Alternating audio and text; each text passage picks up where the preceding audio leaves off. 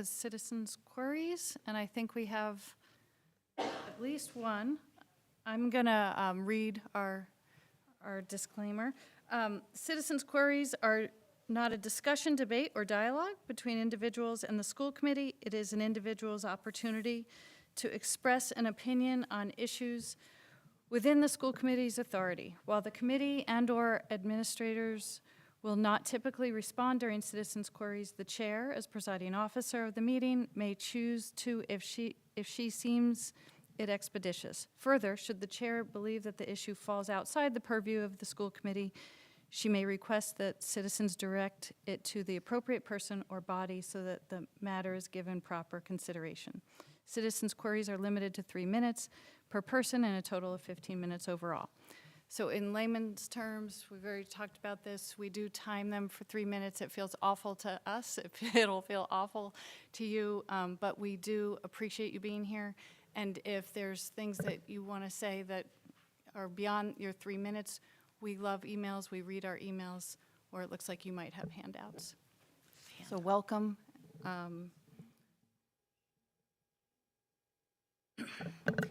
Good evening. My name is Kathleen Donaher Spinelli, 27 Pleasant Street. I am an Ipswich High School graduate, parent and daughter of Ipswich High School graduates, and have spent my career as a staff member in education. My late husband, Ted, who many of you know, served this community on the Payne Grant Committee before passing away of a sudden heart attack in November. I am here because of the medical emergency at the boys' lacrosse scrimmage on March 21st. I wasn't there, but received texts from parents, not about the player's injury, but about the empty AED box and the lock gates that block the ambulance. They contacted me because they know my history, and they know I have been sounding the alarm for years. This was not a one-time oops. In January of 2023, following the collapse of Buffalo Bills' DeMar Hamlin, I emailed the athletic director specifically about our AEDs. In May of 2023, I was at a meeting with the athletic director and high school principal to discuss equipment and building access issues, Title IX violations, and safety protocols. In May of 2024, at another lacrosse game, a parent again questioned staff about the AED missing from its designated box at the turf field. Just recently, it was revealed the Mile Lane AED went missing at some point and wasn't in place. The spring season began 5 days before that scrimmage. The event was on the calendar, and yet at that event, the AED box sat empty and the emergency gates were chained shut. These are direct violations of DESE's required Medical Emergency Response Plan, or MERP, MIAA rules, and state laws. We know that in a cardiac arrest, the survival rate drops 7 to 10% every minute. Just last month, at a track meet in Lynn, a 15-year-old's life was saved because an AED was available and used twice. In Ipswich, leadership simply got lucky. I am disturbed that school leadership willfully rolled the dice with student lives. I am dismayed by the lack of communication. This is the third meeting since the incident, and yet it hasn't even warranted an agenda item. You send newsletters about student mental health and students being safe from government agencies, yet remain silent on the safety laws broken right here on our turf. I expect due diligence from this committee. I expect administrators to follow the laws and regulations their positions require. Our student athletes, their families, and the taxpayers who fund your legal expenses deserve better. You can point fingers, but the reality is clear. Ipswich school leadership failed everyone at that game. Laws were broken. Rules were ignored. This is not up for debate. Our student athletes and our community deserve leaders who value their safety more than their own convenience. The handout I provided lists the MIA handbook, the DESE regulations, and the state laws that were violated that day. Thank you. Thank you, Kathy.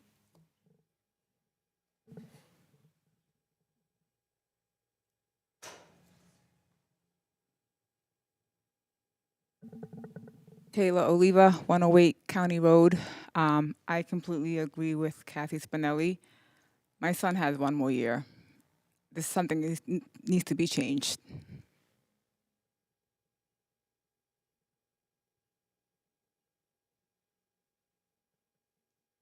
Cindy Cedrone, 18 County Street. My son was one of the children that was injured during that game. He received a concussion during warm-ups. He had no trainer to evaluate him, and he played an entire game with a concussion. Was evaluated after the game when he came home and told me all of the usual symptoms of a concussion, and it was confirmed that he did have one and should not have been playing. The AED, my father also died of a massive heart attack with no AED was not here, but I can relate, and they are important, and it's mind-blowing why it was not there, and why it's at the very, very end of the field is another problem. It should be up close, right by either the snack shack, easily accessible and visible to everybody that is there. Half the people that are in the stands, probably more, have no idea where it is even located. I remember there was someone looking for it over, I think it was 2 years ago, and they were all looking around for it. It should be right up front, right where the ambulance can get it, spectators can get to it, a trainer can get to it. It's at the very, very end. It was. No, but it's been moved. It's at the ticket booth now. Thank you.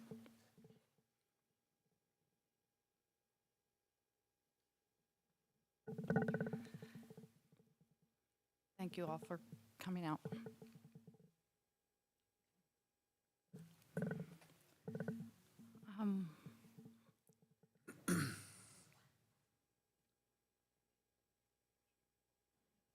We're going to proceed with the agenda and have the district, reading of the district mission statement. Jack? Ipswich Public Schools aspires to empower all students to be global citizens or effective communicators, analytical problem solvers, and savvy consumers of information. We propose to do this through an emphasis on communication, critical thinking, creativity, self-management, perseverance, and collaboration. Students will be active partners in authentic learning, offering voice and choice and demonstrating competency. All right. Announcements? That's what the Wi-Fi password is. I'm having trouble getting on again. Sunshine. Sunshine. Oh, Blizzard to sunshine. yeah, that's good. Good. Thank you. Announcements and special acknowledgements. The next school committee meeting will be held on Thursday, May 21st at 7 p.m. in the Middle School, High School Ensemble Room, where we are right now. The annual town meeting is scheduled for next Tuesday, May 12th at 7 p.m. The Communications Subcommittee meeting will be held remotely on Wednesday, May 13th at 4:30 p.m. The Athletic Working Group will meet for the first time on Wednesday, May 13th at 5 p.m. in the Middle High School Guidance Conference Room. The STEAM Showcase will be held at the high school on May 14th from 5 to 7 p.m. All Ipswich community members are invited to attend. The School Building Committee will meet on Thursday, May 14th at 6 p.m. in Meeting Room A at Town Hall. I do have some special acknowledgements. I'd like to acknowledge that this is Teacher Appreciation Week. And coincidentally, or maybe not, the school committee members have been doing tiger tours this week and being in the school. And I'd like to acknowledge that it is tough working in education. And we have seen firsthand this week, some of us, just how hard you all work, and the schools were abuzz, and it just was kind of beautiful to see. And I just wanted to acknowledge and thank you for showing up, and thank you for working hard. And education has changed and pivoted, and pendulums swing back and forth, and it's not an easy field. I think it's a calling to be an educator and to wake up and do that every day. So thank you to Ipswich educators. I'm looking right at Alicia Thomas as I say this, but on behalf of us, to you, thank you. And another special acknowledgement. Tonight is Matt and Sasha's last school committee meeting. Sasha's can't be with us tonight, but Matt, thank you for 3 years of your service.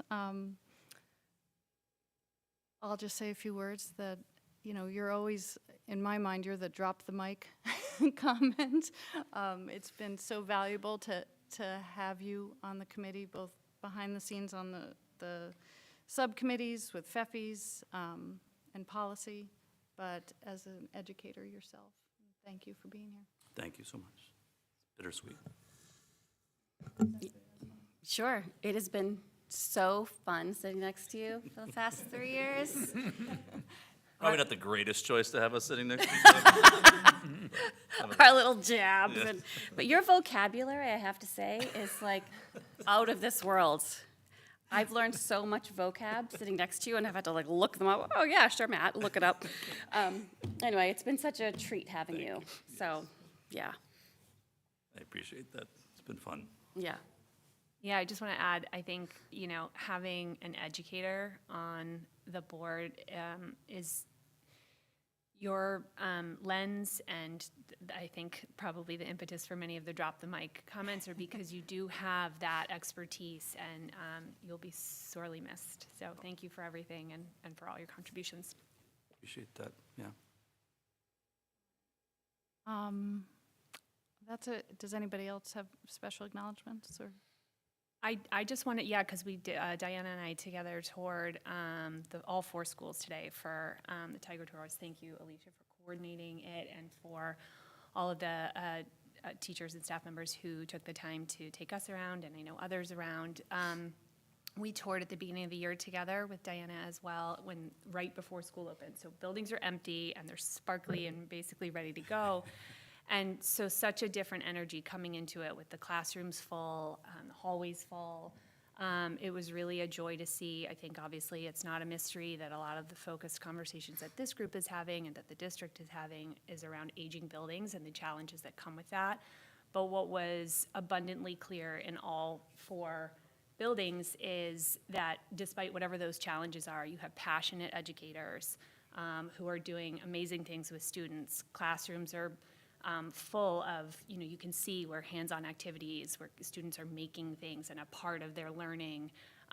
We had, smiling faces and kids who were engaged in the classroom. So I really can't say enough. It was really impressive and really helpful for us to kind of see things in action because we were mostly sitting here. So actually hope to do more of it. So thank you. It was great. Really awesome. All right. This brings us to community presentations, and we have an overnight field trip presentation. And I'm just going to acknowledge I've never, in the 2 years I've been vice chair, Diana Fran has never missed a meeting. So I'm just, here I am tonight chairing my first meeting. So bear with us. We have a quorum. Doing great, doing great. What a great thing to have first, action item on the agenda that is permission for trip to England. So welcome. So this evening, we have Heather Pillis, who is the administrative assistant for the music department, here to present because both Brian Coelho and Michael Coelho are out with the middle school play. Brian is backstage, and Michael is in the pit conducting the orchestra. So thank you, Couldn't Heather, zoom him for in. joining us. Right, well, you took my first paragraph that Michael. I'm sorry. Michael wrote this, so I'm reading it specifically, every word for word, okay?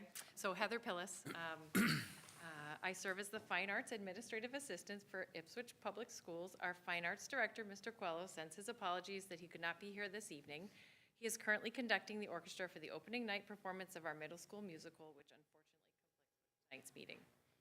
Mr. Coelho asked me to present on his behalf regarding the proposed Ipswich Public Schools England Performance Tour scheduled for April 2027. This tour continues a nearly 30-year tradition of performance travel to the United Kingdom within the Ipswich Music Program, beginning with the former Fine Arts Director, Gerald Dolan, in 1997. This tour is designed as an educational, cultural, and performance-based opportunity for students involved in our music programs. The trip would take place over 8 days throughout London and Southeast England and would include students from orchestra, chorus, and band. Students would participate in international performance experiences, cultural exploration, historical learning, and collegiate musical collaboration. Throughout the tour, students would engage directly with important historical and cultural sites, performance opportunities, and educational institutions. Planned experiences include visits to Windsor Castle, Tower of London, Oxford, Bath, you have to say Bath, and Roman baths, as well as attendance at a West End theater performance in London. The full itinerary has been included in the handout provided this evening. In the past, our international tours have primarily centered around performance opportunities. However, for this tour, Mr. Coelho was especially eager to expand the experience beyond performance alone and intentionally create a true cultural and educational exchange for our students. This is why we have planned a collaborative exchange with the music department at the University of Bristol. This partnership represents an exciting evolution of the program towards a more immersive educational experience where students will engage directly with collegiate musicians, faculty, rehearsal procedures, and new artistic perspectives in an international setting. Rather than presenting only a series of concerts and moving on, students will participate in workshops, master classes, rehearsals, and collaborative performances. Professor Emma Thornby and her department have expressed tremendous enthusiasm about partnering with the Ipswich Public Schools and will be dedicating time within their regular academic schedule specifically for this exchange. Students will work directly with university faculty and musicians through ensemble-specific master classes, rehearsals led by guest conductors and professors, and a culminating collaborative concert performance featuring both Ipswich students and University of Bristol musicians. Mr. Coelho strongly believes that experiences like these leave a lasting impact on students, helping them grow not only as performers, but also as thoughtful, globally minded young adults. Students would also perform internationally at the Holy Trinity Sloane Square Church, located in the heart of London, providing them with an opportunity to represent Ipswich Public Schools through their musicianship, professionalism, and leadership, while sharing their artistry with members of the greater London community. Student safety and supervision remain central priorities throughout the planning process. The trip would be coordinated through Encore Tours, an experienced educational student travel company. We have also already enlisted our 2 school nurses, Paula Butt and Jen Reed, to travel with the group, providing an additional layer of care and support for students throughout the experience. We have intentionally planned and budgeted for an approximate 1-to-10 chaperone-to-student ratio to ensure appropriate supervision and support throughout the trip. In addition, dedicated tour managers will remain with the group for the full duration of the tour. The itinerary itself has been intentionally designed to remain structured and supervised with clear behavioral expectations, organized group procedures, and established emergency communication protocols in place throughout the experience. Accessibility and affordability have also been major considerations throughout the planning process. Encore Tours is providing the program with a complimentary European winter weekend package that can be raffled within the community as a fundraising initiative, with proceeds directly supporting student travel costs and related expenses. The raffle prize includes a fully paid trip for 2 to either London or Paris, and in the past years, some students have raised enough money through this fundraiser alone to fully cover the cost of their participation in the tour. The Ipswich Music and Drama Association, or AMADA, also maintains a dedicated England trip line within its budget to help offset logistical expenses associated with international travel, including coach bus transportation to and from the airport, as well as the rental of an instrument truck needed to safely transport larger instruments and equipment. Additionally, Mr. Coelho is currently in active discussions with the Ipswich Education Foundation regarding ways the organization may be able to support students and families with the greatest financial need. While those details are still being finalized, the foundation has expressed a strong willingness to partner in helping make this educational opportunity more accessible for our most vulnerable student populations. That being said, we also understand that even with fundraising and financial support efforts, the cost of international travel may still be far too significant for some families to reasonably take on. This is one of the reasons why we offer an international tour only once every 4 years, in an effort to lessen the financial burden on our community. For that reason, participation in this trip is entirely optional and will have no impact on the student's grade, standing, or placement within any ensemble. On behalf of Mr. Coelho and the Fine Arts Department, thank you for your time and consideration this evening. Thank you. Thank you. You're welcome. This is a beautiful attachment. I keep looking for number of students and number of chaperones because I know that Oh, we have, really, it could be up to 200. We have, Okay. if we're for counting in all the students coming up, it could be about 200, so it'd be 1 to 10, so 20 chaperones if you had 200 kids. We don't have a form for it? No, it hasn't been signed yet by Jen. Oh, okay, gotcha. I was looking for it. Sorry about that. No, It's that's here. okay. Yep, Dr. Blake just handed it to me. 200 students? Potentially, yep. Yeah.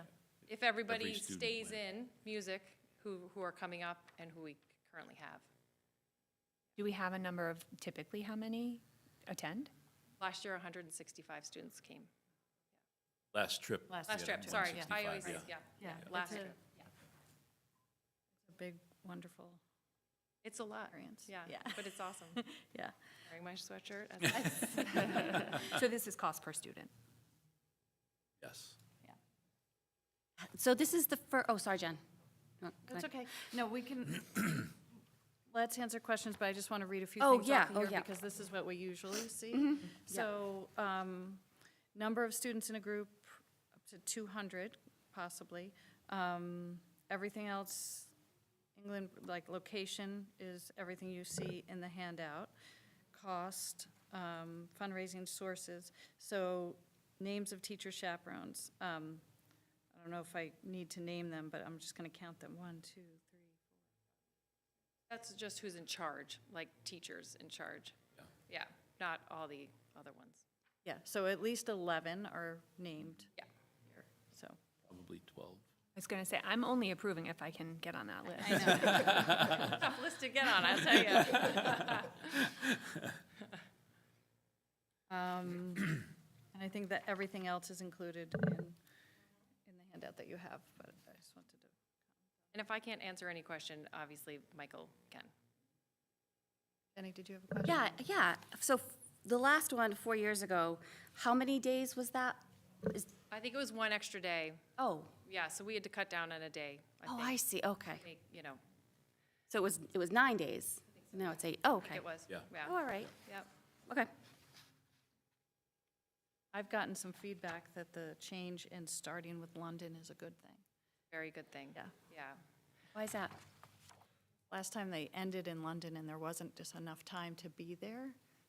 Is Yeah. The feedback I got We from my literally older like two. ran and like, we're like, let's go. And then we ran and then we were in a bus and we went by everything and we're like, okay, there's that. Yep. So, Parliament, what is that? Wait, no, it doesn't matter. All right. So, the focus of this one, I just want to say, is it's very different than all the other ones in the past, especially because we're going to be doing that educational exchange with the University of Bristol, which is really cool. So our students will be working with their students and their teachers, and they'll take special classes, and specific ensembles can take specific on. It's just going to be so educational. I think our educators are going to learn from their educators and vice versa. So, and then a culminating concert at the end of that is going to be awesome. motion? Which would include a date, Or date range? Is that- date range. I move to support the overnight field trip to London for April 16th through April 23rd, 2027. Second. Okay. Moved by Haley, second by Jenny. All in favor? Is that it? Yeah. Oh, wow. That's it. Well done. Well done. All right. I like your sweatshirt. Thank you, Heather. Yeah. The sweatshirt, the swag. That's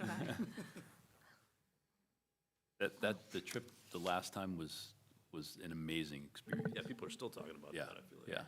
yeah, it was incredible. And what a great group of kids, chaperones that went. All right. Next on the agenda is wellness policy update. And this evening, we have Alicia Thomas, who graciously agreed to join the Wellness Committee, along with a couple of teachers, one from each building. And so Alicia's just going to talk a little bit about the policy, and I think we're going to be looking to vote the updated policy as well. Best to speak up. My laryngitis is a lot better today than it has been. I couldn't talk at all on Tuesday. So the policy revisions that are before you, it's gone through substantial revision. The information used to revise has been gathered from the Wellness Committee Roadshow and the staff survey that was done by the IEA. There were many central ideas that came out of the roadshows and the survey, mainly centered on the improvement around the ease of use or more practical use, the use of more positive framing language, inclusive language with the sensitivity that's necessary for the topics that are discussed within the policy, and then exploring the flexibility that's needed to be able to have some kind of practical application for this policy into the school community while balancing the requirements from all of the mandates. So in the new policy, you'll notice that the revisions address those central ideas. We have more headings and indentations to clearly delineate the topics in the sections, the use of more positive language stating what is possible rather than what is not possible, and then opportunities for flexibility, which includes permission slips and procedures for educators to follow to include food for class celebrations, curriculum, and field trips. And the copies of those permission slips and approval form for educators to use is included at the end of the policy for you to be able to see as well. The wellness policy was strengthened by not only parent and professional perspectives on health and wellness, but also by the educators across all disciplines across the 4 schools. So it wasn't just classroom teachers that were sought out to be a part of the committee. And so because of that, it helped to ensure that the language was clear and very inclusive of a variety of student needs, including medical or dietary needs, food insecurity, and special education programming. So if you take a look at it, can answer any questions, or Dr. Blake can.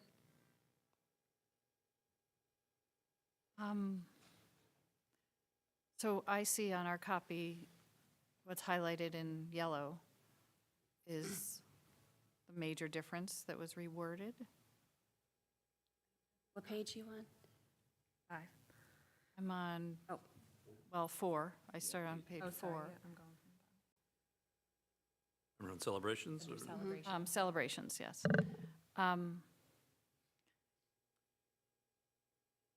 So I just want to say, in general, my understanding is if there is a celebration in the classroom, there has to be permission slip signed, Yes. and it has to come from, or the food is prepared by or under supervision of the certified serve-safe employee, so it comes from our food services department. And has was some- anything, That was something that educators didn't even know was an option for us to order things through food services. Okay. So we had either asked for donations from families, or we were buying it. So to know that that was a plus, to know that food services was able to provide that too. and has the food inventory, I'm going to call it, at food services changed? Like,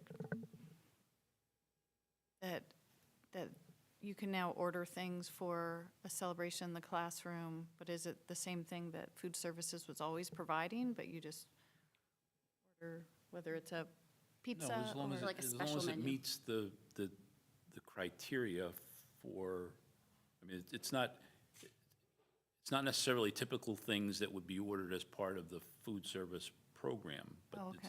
it's not a limited, the list is only limited by what's available on the what's the word? Nutrition? The nutrition standards, so. But is this something that I'm going to just say our kitchens have? Or, They can Something order they it, can yes. order. So we Yeah. would be ordering ahead of time. okay, So which, I mean, typically we would typically put like a Sign Up Genius out ahead of time Right. also. So it's just instead of putting a Sign Up Genius out, then we would put a form into food services to be able to order food, but they'd be able to get very similar food to what we were getting for class celebrations anyway. For That's great. Goldfish, popcorn, whatever As that may be. part of this new revised policy, I should say, there's actual forms at the end of it that has all of the information that's needed.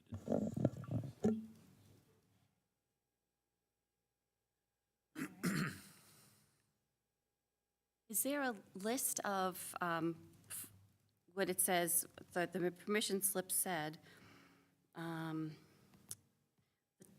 you know, it had a blank, it said the type of food you want ordered. Is there a list of like the types of food? Or it can be sweets, or like just made under food service? Well, the permission slip would be filled out, and then I'm sure there would be a conversation with the food service director around what they were looking for. Oh, okay. So they would have a conversation. Okay.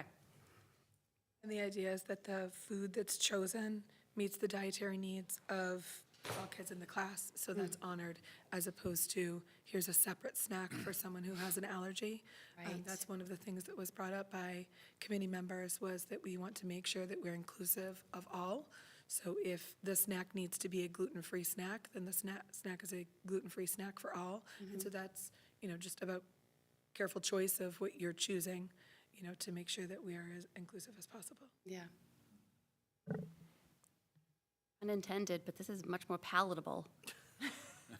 I think for, but I do, I think this, you know, now that it's known that food service can provide things for celebrations, so we can have the celebrations with food, you know, I think, and it's a lot more clear. And with the permission slips, I think this is, a lot of work went into this, and there was a lot of pressure for it to come out as it has. So thank you, the whole wellness committee, for doing this. I do have a question, and I had it earlier and I can't find it, but if there's a school event, and I'm just going to say Tiger Trot, because I know that was kind of a issue with popsicles, can something like that be ordered? Yep. Wow. They can order popsicles? Yeah. Awesome. Like that's what we're talking about, that it allows the flexibility so that a lot of the traditions can still happen.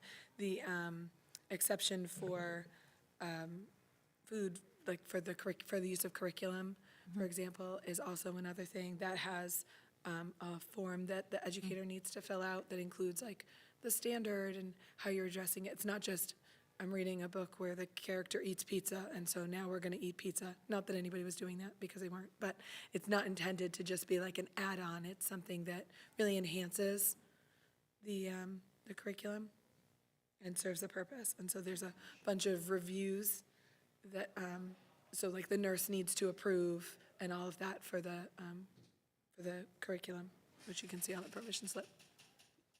Excellent. And I just thought of this, and I'm answering my own question, but I thought, well, who signs the permission slip? So if it's a curriculum-based, like, say they're reading the Odyssey and they want to make something Mediterranean, the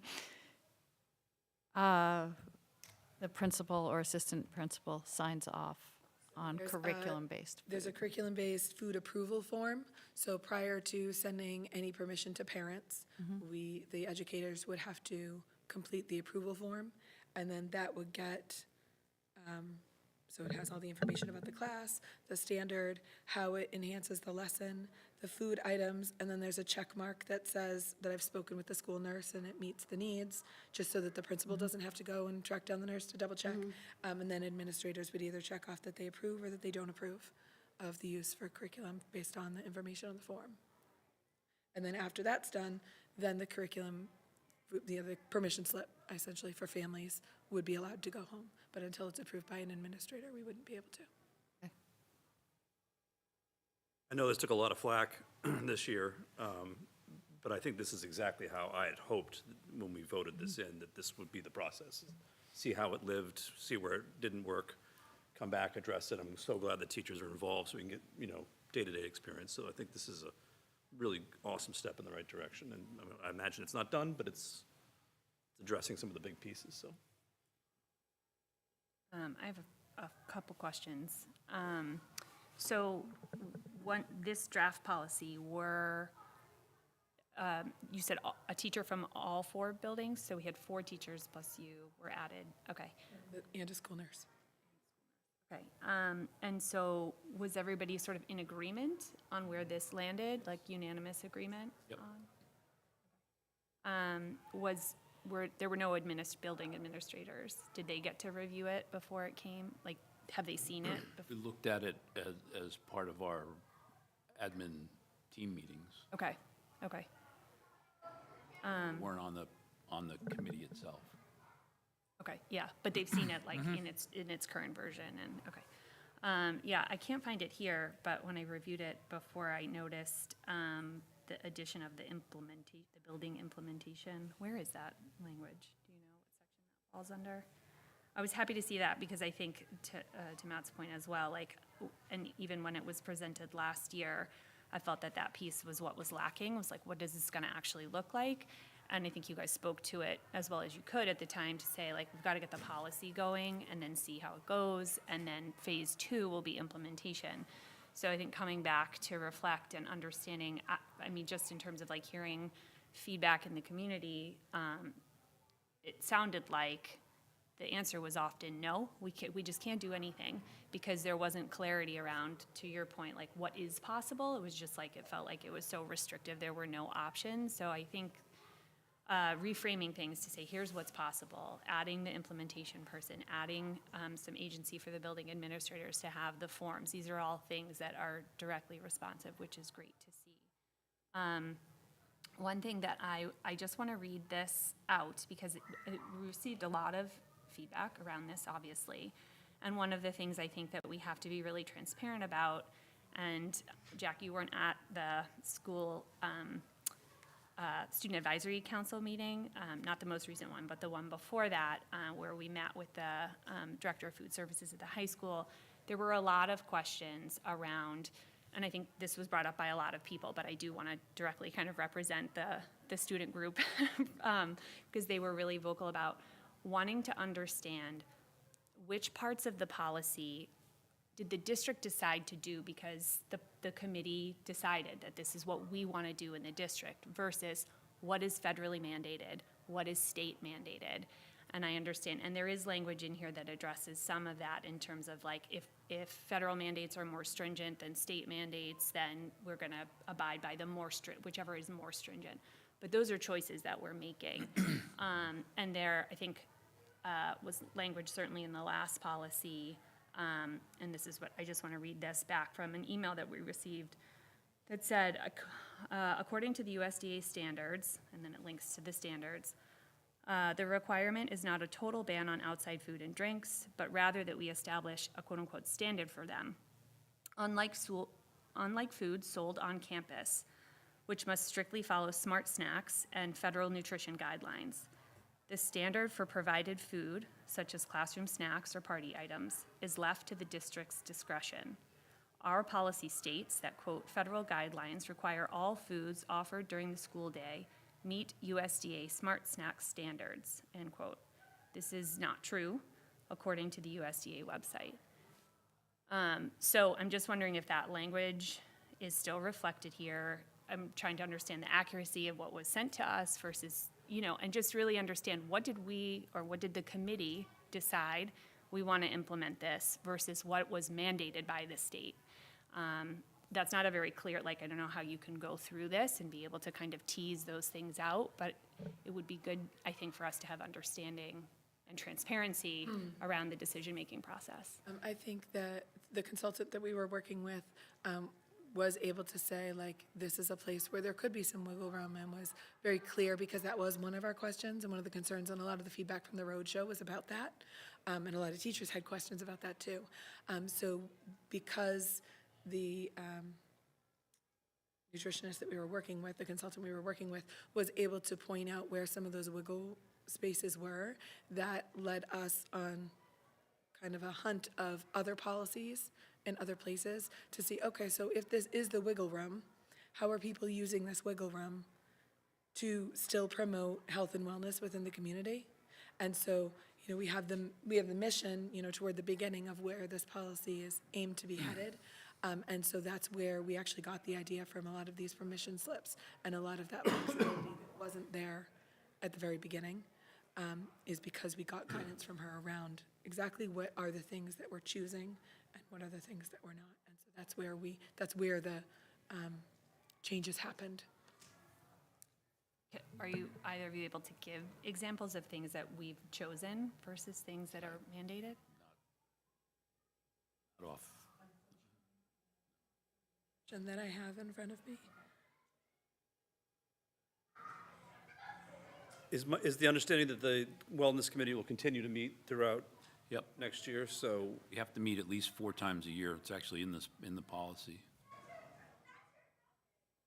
so maybe that could be an ongoing agenda item, as to like, where are those? Because I think that's, I imagine, I could be wrong, but I imagine that's where the wellness policy might go, is sort of say, okay, what are the things that are in this policy that are within our purview to finagle, and what are the things that we can't? I don't know if that doesn't really solve your problem tonight, but I do think that's a valuable exercise.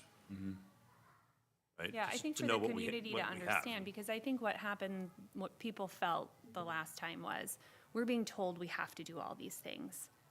But if, in point of fact, that's not true, and we're making the choice, then we need to know that, right? And we need to understand, here's why. And that's the part that I think, yeah, we need clarity around.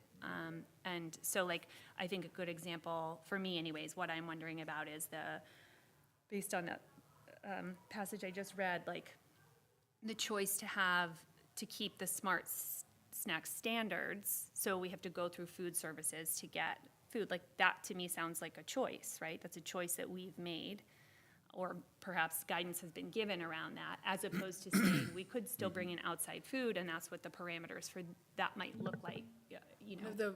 When we were having the conversation about bringing outside food, one of the conversations we had was about preparing that food, that the food needed to be made, I can't think of what the certification is. Safe serve. The safe serve, Safe that serve. somebody needed to be safe serve certified in order to provide it to the kids at school.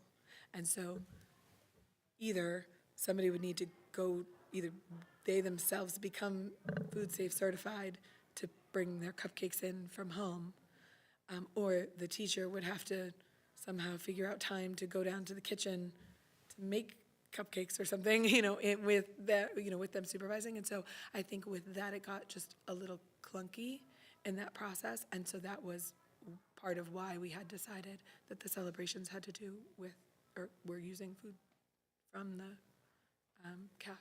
So is safe serve an example of something that we are required to meet? Like, all food that's served has to be safe serve certified? Anything that is served in the cafeteria, our cafeteria staff are safe serve, Serve safe. Serve safe, thank you. Serve safe certified. It's in the preparation and giving the food out. No, sorry, I understand. Concern with allergies as well, that we've made the decision to be very careful about that because of the number of students with food allergies that we have in our Yeah, in our district, that was very much hammered home, too. It was around allergies was a big piece of that equation. That was something that many people on the committee were concerned about in terms of cross-contamination and ordering things from restaurants, or, that everything would need to have been purchased by a store. But then there was even, concern around that from the school nurse, especially just thinking of how large of a task that is to manage, that if you're ordering something from the CAF, then there's 3 systems of checks, really, to make sure that the food is safe for that class. The teacher, the nurse, and also food services has a list of allergies, so they would know whose class it was going to, so it ends up making it safer. See that email that you were reading? Everyone did, yeah. Sorry, but it didn't answer the question about, is safe serve a requirement for outside food? I understand it is for food prepared here, but or was that a choice? That was a choice. It was also safety. Yeah, I understand. Haley, I think I know what you're saying, or at least one of the things that you're saying is that when questions did come in regarding the wellness policy, they were directed towards the requirements, the state or federal, safety requirements, as opposed to saying, these are the requirements and these are things that the district has chosen to do for, what we feel is the best for the students, for allergies, for being inclusive, all those things. So I don't know if is that what you're talking about? Because I know it did lead to confusion, because then they would say, that's not, understandably so, they would say that's not in the state regulations. Say, there are some things that we've chosen, we have a committee that has put a lot of time and care into this, and that's what we've decided, and I think that, so I get that we need to be clear about that, what things we've chosen, and stand by them. I mean, I think this policy is so much better than the one we had. Maybe it's not to where we need to be, as you were saying, but if we're able to, and we agree to approve this, then this will take over immediately, and then we can always keep revisiting it. I think it's a step in the right direction. Not perfect, probably, but. Well, I agree with you too, because, as those of us who sit on the policy subcommittee, we're used to the policy being something that we own. And this policy wellness committee did all this wonderful work, but a lot of us weren't involved in it. So we didn't know, we owned it because we voted for it, but we also didn't really necessarily know everything that went into it. So I'm with you on that transparency piece going forward, just knowing what wiggle room we do have going forward. If next year we find that there are still some areas of chafing. I have a prediction / concern. So the food on the field trip form, I'm just going to read a little of it. So, as you know, to parent or guardian, our class is planning a field trip with a date. We will be stopping at fill-in-the-blank restaurant in fill-in-the-blank town. So it's a permission slip for parents to say it's okay to eat there and to make sure it states that the restaurant is inclusive of our group's dietary needs. I predict that this is going to be a really tough one. If you're, especially high school kids, stopping at a food court at a mall because it's halfway between here and, I don't know, Model UN or something like that's local. I feel like this is going to be tough. This also, because the policy has those parameters within the hours. Right. So I think that for some of those types of trips, we felt like the food on field trips, this came out of, there's a Spanish class, for example, that will walk to a restaurant, will be able to order their food in Spanish, but the wellness policy was keeping them from being able to do that. We felt that the food and curriculum that form and that process didn't work for that situation because it was unique, and that's where the field trip form came. So that was part of that. Again, wanting to make sure that it is possible for our events to still, we're not being overly restrictive. But yeah, that would be difficult. I know some of the younger grades usually bring a lunch. Yeah, I mean, Boston or the Science Museum yeah, I mean, or like, something. fourth grade teacher, we're not looking to be taking anybody to a food court. Right. This is not like field trips will now include a trip to McDonald's. That's not an option. Nobody wants that.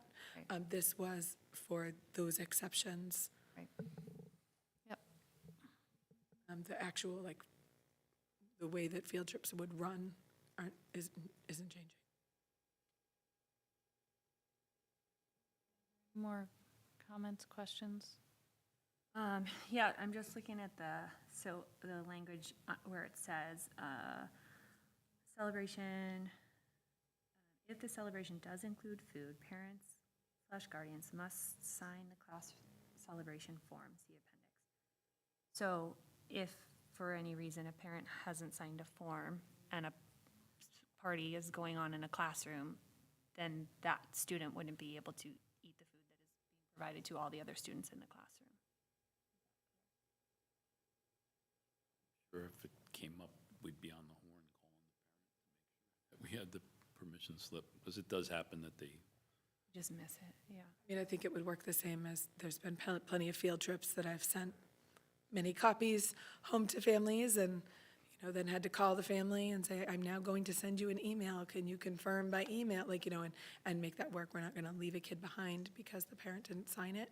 And that's why we also included a place on the form that, wasn't automatically say yes to it, so they could object.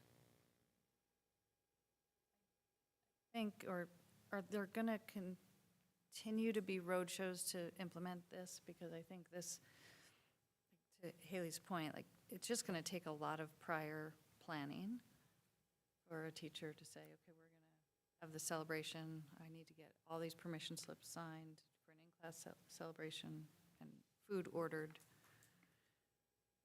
So I know there were teachers involved in making these changes, but what is the plan for the committee to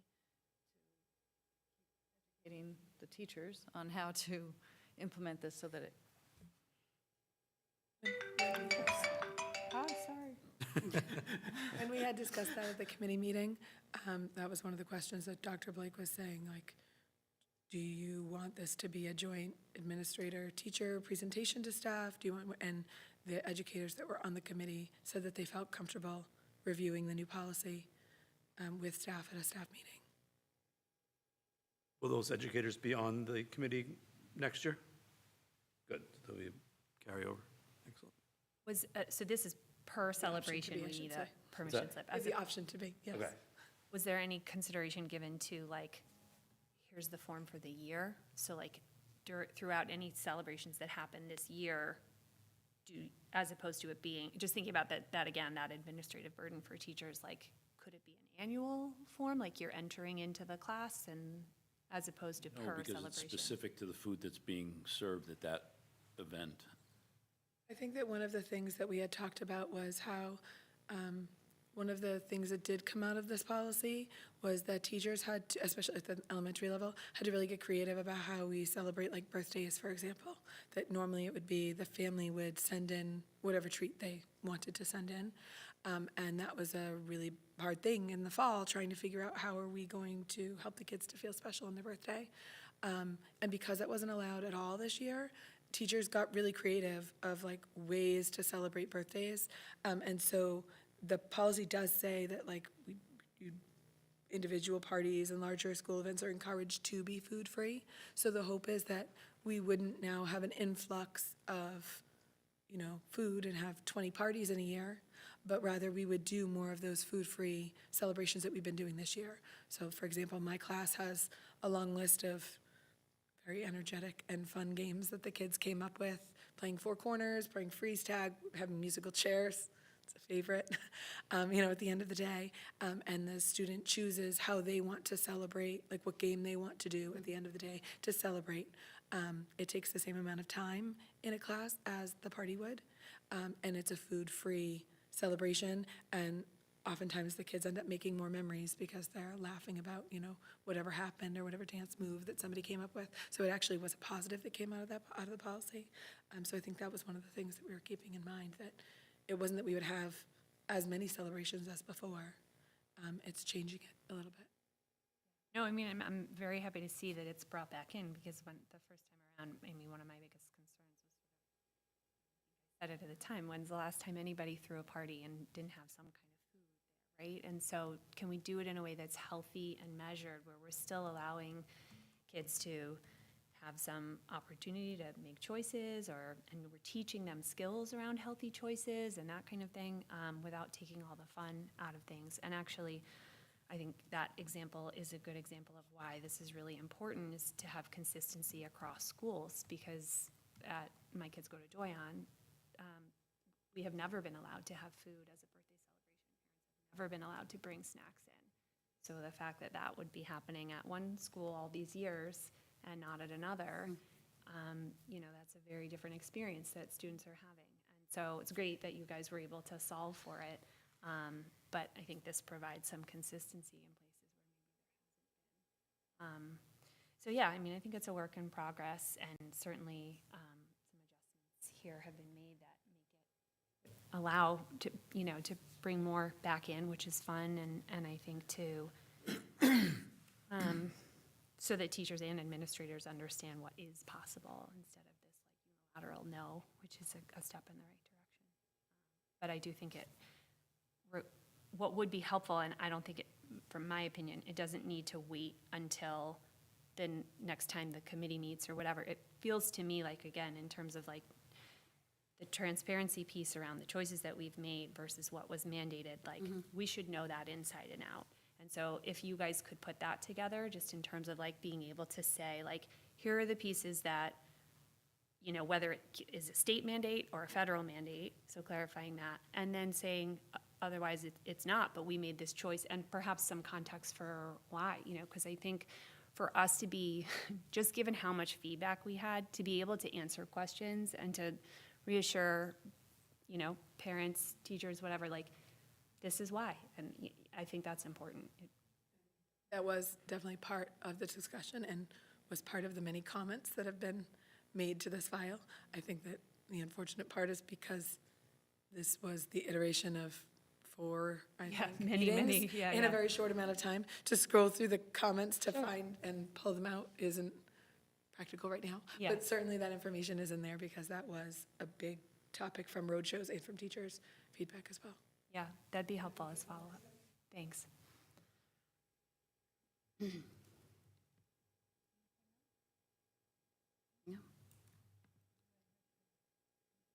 there a motion to approve? Move to approve the wellness policy, ADF.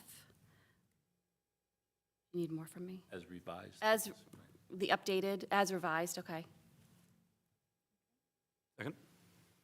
Okay, moved by Jenny, second by Matt. All in favor? Thank you Thank you so for all your much. work on this. Thank you, Alicia. Yeah. No, thanks to the For wellness committee for presenting, this. being here to Thanks to your present. voice. Thank you for that, yeah. Holding up. All right. Next on our agenda is our superintendent's administrative report. Yes.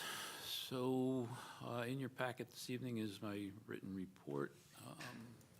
Go through and read every bit and piece, but some things I think that are important to highlight. I met with the tech director and digital learning specialist to review both the April vacation schedule work, the use of AI in the district, and a data dashboard that they're working on for our teachers. Also discuss the summer schedule, the tech budget moving forward, and screen time in the classrooms. The AI usage in the district, that document was completed, reviewed with staff and administration, and went back and forth numerous iterations, was finalized, and it was actually published yesterday. I think it was emailed out to folks. Got it. Yeah, I think Tracy said she sent it to the Yes, school we got it. Yep, okay. So that's scheduled to go out in my newsletter for parents tomorrow afternoon. Also, a little bit later tonight, you'll see in the folder, John, Peter, and I spent a lot of time working on the proposed field trip manual. That was sort of above and beyond the goal that we had for this year, but I felt it was important to get that done, so we've finished that up, and we'll talk about that a little bit later. The MSBA meeting took place April 29th. I was able to be on that Zoom webinar.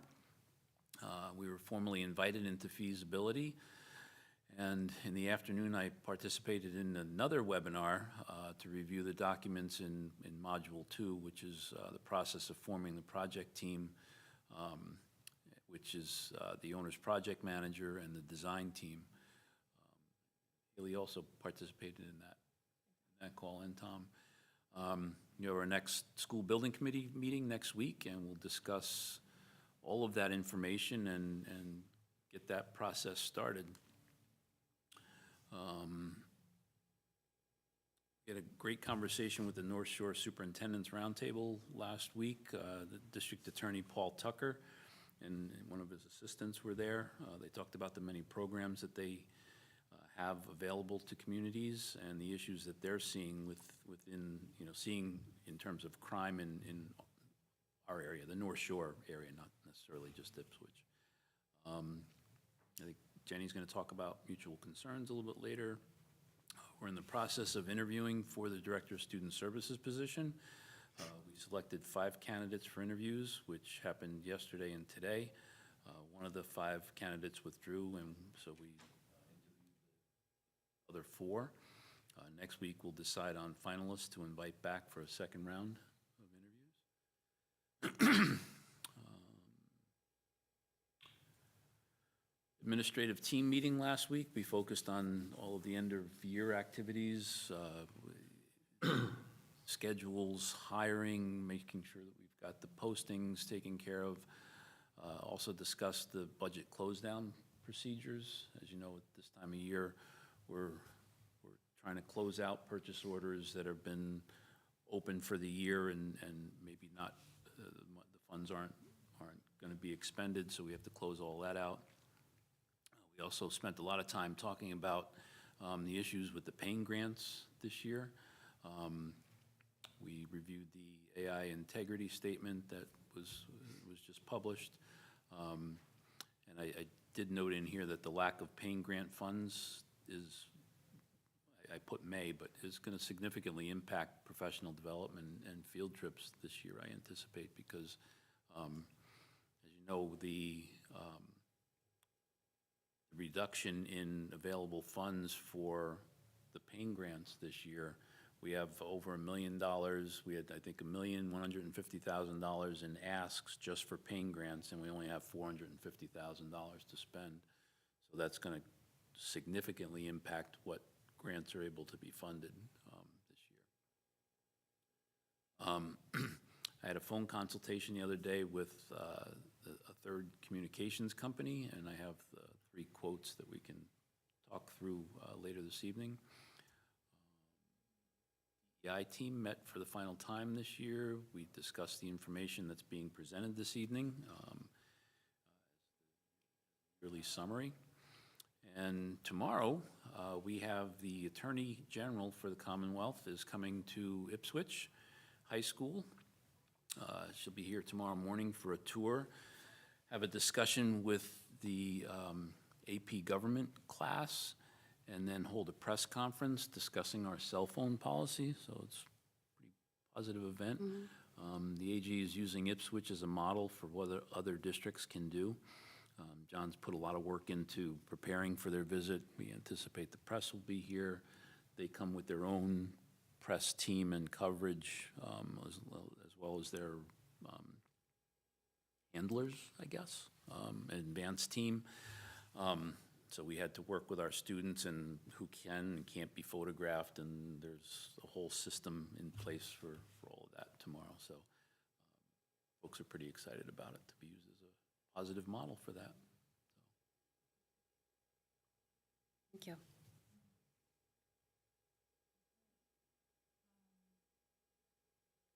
Subcommittee working group and liaison reports next. I'm just going to read them off. So budget. I think I'm the only person here. The last meeting? Okay. Nope. Feels like we met a lot. We did, but No it hasn't offense. been in the last 3 weeks. 2 weeks off, that's all. Okay. Okay, budget has not met.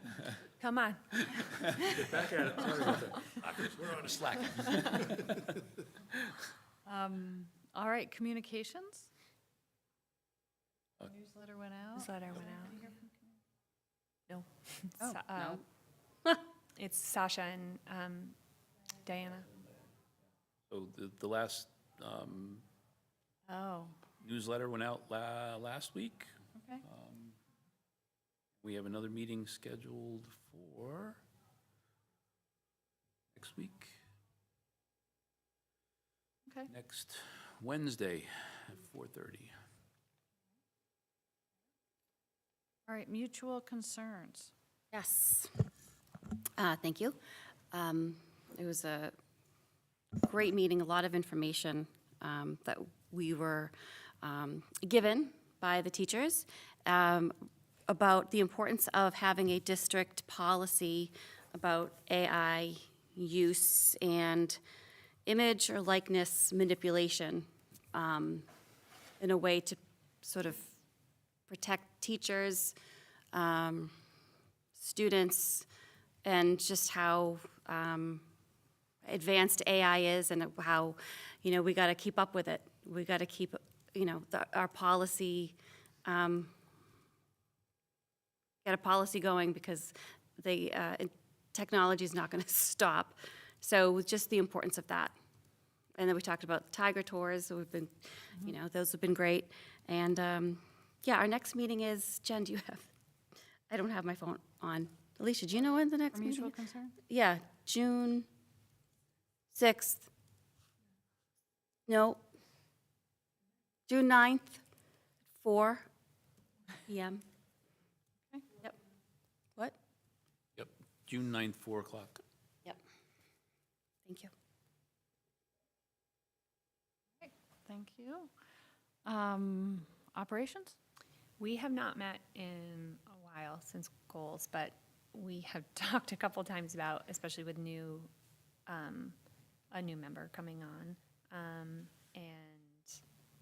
even just Paul coming in the middle of the year, really wanting to review some of the onboarding processes and kind of thinking about how we can extend them throughout the year, because there's so much to learn in the beginning, and then obviously the learning curve is steep and goes on and on. Some of that I'm hoping we might be able to address at the retreat, because I don't know how much we can do before these people start, but we've talked about that, so we need to get back out. And then the athletic working group meets for the first time next week. Looking forward to that. And then I just wanted to ask, when is the pain meeting?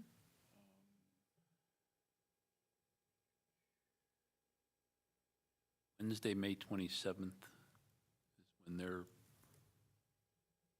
doing the presentations. To us, at our 27th meeting. No, that's when the Oh, Payne Grant when Committee is is that? meeting.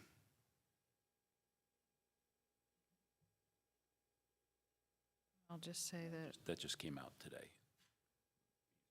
So the assumption is, Still in my I won't be inbox. here, but they'll present that first meeting of June. Is that a tighter timeline than usual? Or am I, I think it's a tighter timeline. I think this front end has gone a little bit longer than Okay. it should have. That's Why is that? administratively, well, just Oh. reviewing the grants and Oh, okay. the current situation that we're in. Right. and the TWIG grant committee, of which I am the liaison, is on May 27th as well, but earlier in the day. Okay. All right, I think that's it. IEF, I was not able to attend IEF. Yep. I was doing study sessions for AP Economics, so unfortunately, hopefully Brian was there. EP Economics. I did attend. We spent time just, talking over goals and who is up on the board, and just looking at future leadership for the board, because there's a number of the members who are currently on the IEF board who have been there for a term or two, and I think folks are looking to see, okay, who are the next leaders to step up. They have a retreat scheduled for their next meeting that I plan on attending.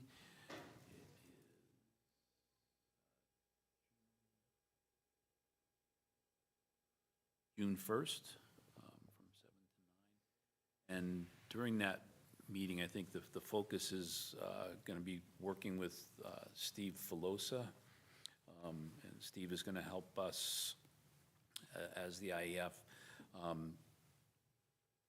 work through the whole notion of who the IEF is and wants to be. and how we go about getting there, I think, in very broad strokes. You know, over the years, the IEF has had different iterations. When I first came, pretty much, I think the only thing that they really focused on was athletics at that point. And they did a huge golf tournament that raised a lot of money and went for, you know, mainly athletics, and there was some other small funds, but not a whole lot. And then it sort of, there were a lot of different things that happened, and I won't go into detail, but the new group that got involved started different pillars. So we have a sustainability pillar, we have the strings pillar, if you will. We have the athletics, did I mention sustainability? Yeah.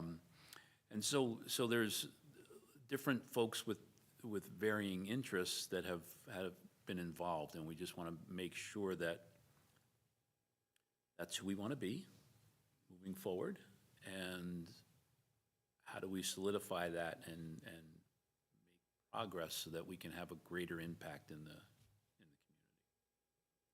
That retreat will be about, my understanding.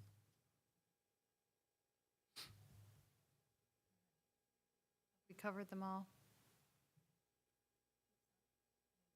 IEF on my list. Yep. Do you have any updates for school advisory? I wasn't there. You have a student report tonight? I guess. I mean, we had our engineering trip down to North Carolina, which was pretty cool. We won the drag racing competition there. We got to attend a much bigger drag racing competition too, of actual cars and stuff. So it was a cool trip. We had schools from international, some schools from China, some schools from all over the country as well. So it was cool. Thank you to Mr. Sidmore who organized that, as well as Mr. and Mrs. Arnold, who came as chaperones. Besides that, sports are going well. I know the girls lacrosse team, my sister was telling me, had a dedication game yesterday to help raise money to support research into angels, or angel syndrome. So that's a good thing that we have going on. And what else? I got AP exams, so that's fun as it can be, I guess, but It's not fun at all. it's all right. Counting down the days. Be so- careful, there's a teacher at the table right This face tells you everything about it. Time last year it was. But, yeah, so everything's pretty good. I think so. How many more days of school for you? I'll get out the 22nd, so A little over 2 weeks, huh? yeah. He's a senior, that's not for everybody. Yeah. We gotta keep going until late in June, Yeah. right? Yep. I'll be sure to rub that in my siblings' faces. Well done. All right, thanks, Jack. All right, finance report. Tom Markham. Good evening, everyone. In your packets are monthly reports to call to your attention. Start with the year-to-date, fiscal '26, a monthly report that you're in the standard format. We are winding down the year, as Dr. Blake mentioned moments ago.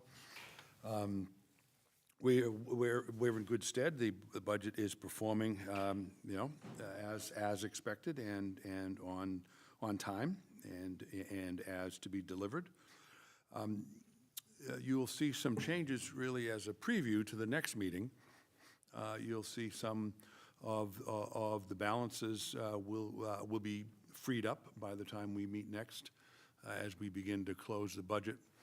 You may recall reports in the past, but I would say that as the year winds down, we begin to bring in offsets.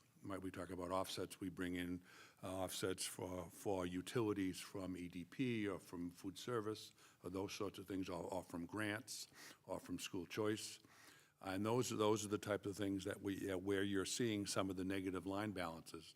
When I say that we're performing as expected, that is because we have offsets that we bring into the budget as we close the year. So those negative balances that you see, any number of places are expected and planned for, and that's where the offsets come in at the end of the year. My practice has been to bring them in at the end of the year for the purpose of using offsets as a ceiling and not a floor. So if like there's an offset that says we're going to take $25,000 for utilities from EDP, but if we only need 23, I'll take 23 and not 25, that sort of thing. That's why my practice is to bring it in at the end of the year and make sure everything is aligned with not only with our system, but with Town Hall as we close the year. I will call to your attention and then bring it back at the third item on my report on page 23,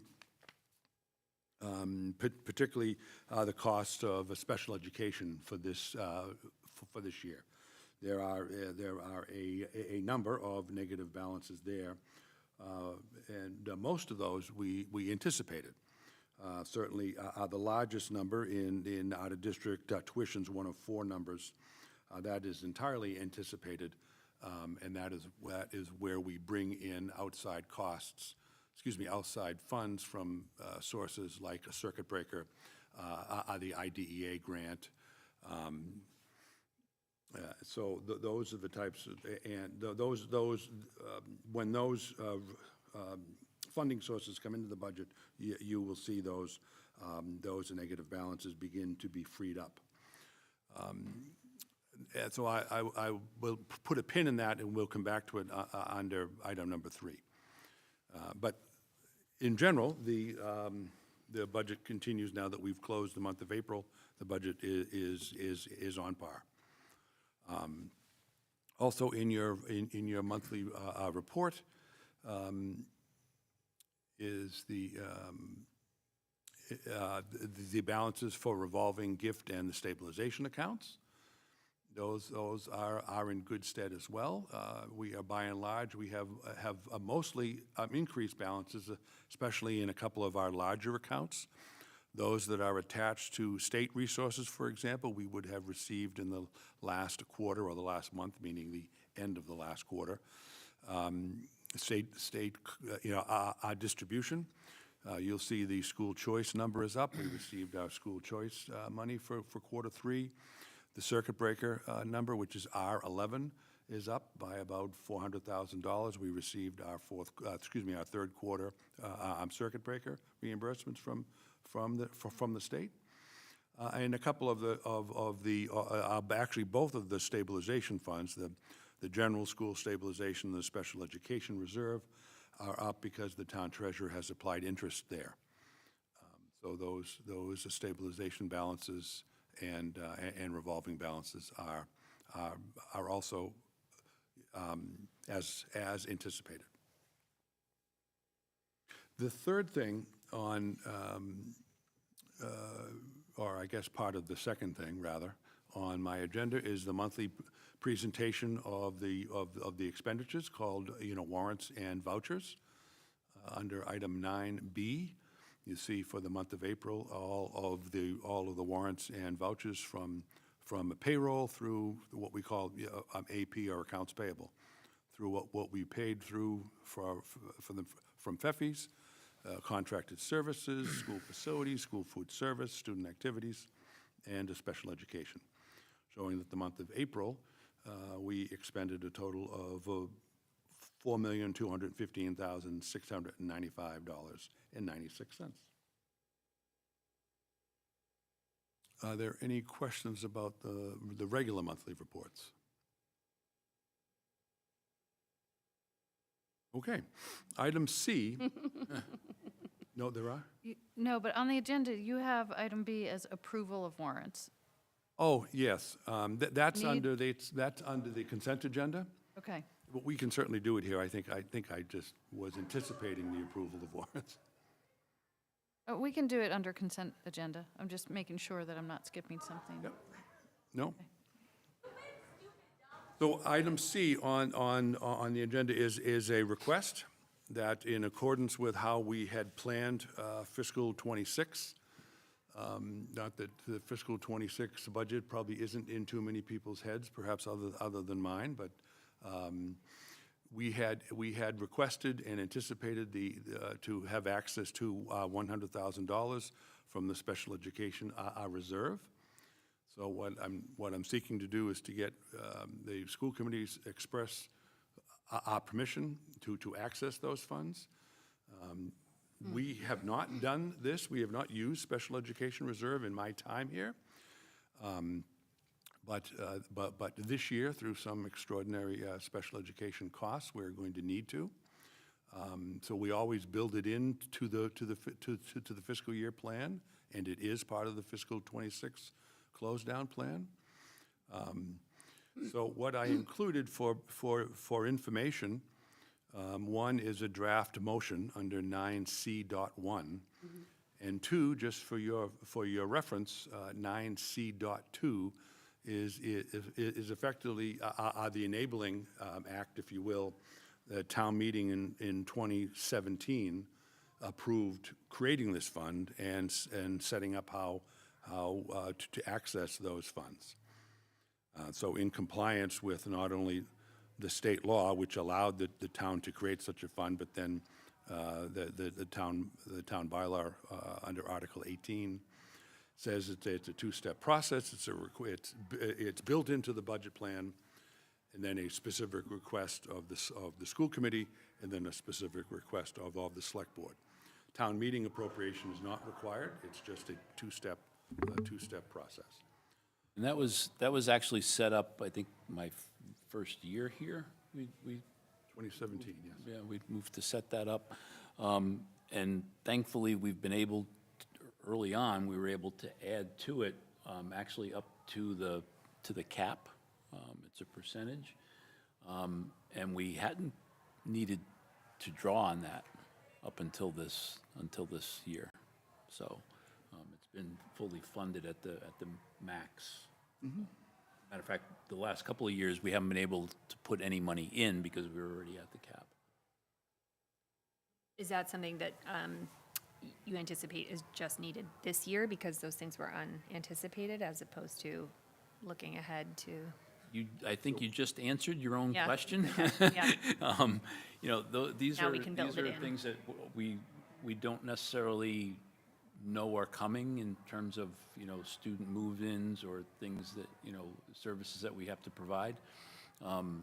So they're for extraordinary costs or unanticipated. So we may anticipate, we don't know, I know student need is evolving, but that there could be potentially $100,000 more in our special ed program next year that we would have to build in. It has been my practice to build this into the annual budget as a proposal. So in the fiscal '27 budget does anticipate or does provide for $150,000 for special education reserve, knowing that when Ms. Finnegan became special ed, our interim director, we were in the throes of building the budget. So she was letting me know these types of things were happening. So because we had built in the $100,000 for fiscal '26, I built in $150 for fiscal '27's proposal. Okay. So that's in the far right column under the special education part of the budget. Okay, thanks. But we would not access those funds without a conversation such as this, a specific request of the school committee, and then a specific request of the select board. So, the request is being made of you this evening. So the Special Education Reserve Fund, we can see the total Yep. in the revolving gift. And you might have already gone over this, but how does that fund grow? That fund grows really pretty much in the same way that the other fund grows by an end-of-year appropriation from the appropriated budget to the fund itself. So it's not funded through an override or anything like that. So if we were to seek to replenish this $100,000, I don't know if that's where you were going, but I'll make that leap. If we were to seek at one point in the future to replenish the $100,000, that could be done in one of two ways. We could build it into a budget request next year from town appropriation, or as we close out the year, next year, we could say that we're going to put in X dollars into school stabilization and X dollars into special ed stabilization. So But it's not funded through an override or anything like that. Right, so I guess my question is more, we have over $700,000 in that account. Where did that money come from? That money came from, over the years, so it was in a couple of years, it was an appropriation from town to build up the fund. And then, in my first year here, in closing fiscal '23, we made an appropriation as we closed the year to the fund. And that's the last activity that has been at it. It has been growing just through interest that the town treasurer invests and Okay. applies interest payments to it. So it's grown in the last 3 years, in whatever the interest rate that the town treasurer is managing. But we have not put any money in from the school budget, nor have we asked the town to contribute any money in probably 5 years, before my time. And this is the first, sorry, I know you already said this, the first time in how long since we're drawing on it? 5 years. Yeah, okay. Yeah, so. So, So I build it in, it's been my practice to build it in as a safeguard, to be as transparent as possible, but saying this may or may not be a real need. You come, April and May of each year. Right. And this year, it is a need, so we're asking for it. So there's approximately $119,000 more now than in 2023. And that's because you safeguard in our budget circumstances like this. Yes.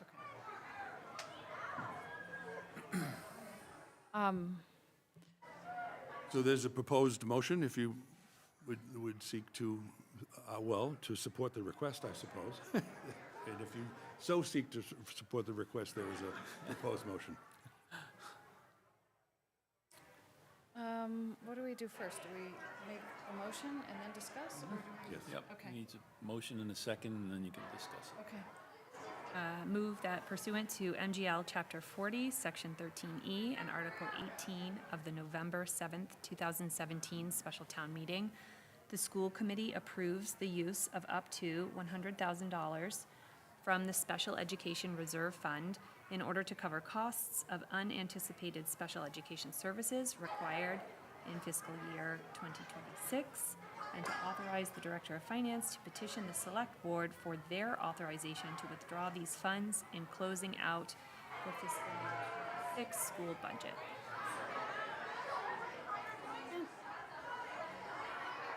Motion, boy, it's hard to hear right now. Like holding a meeting at a rock concert right now. Second by Jenny. Any further discussion? So what would happen, I guess this is more question than really discussion, if the Select Board decided not to?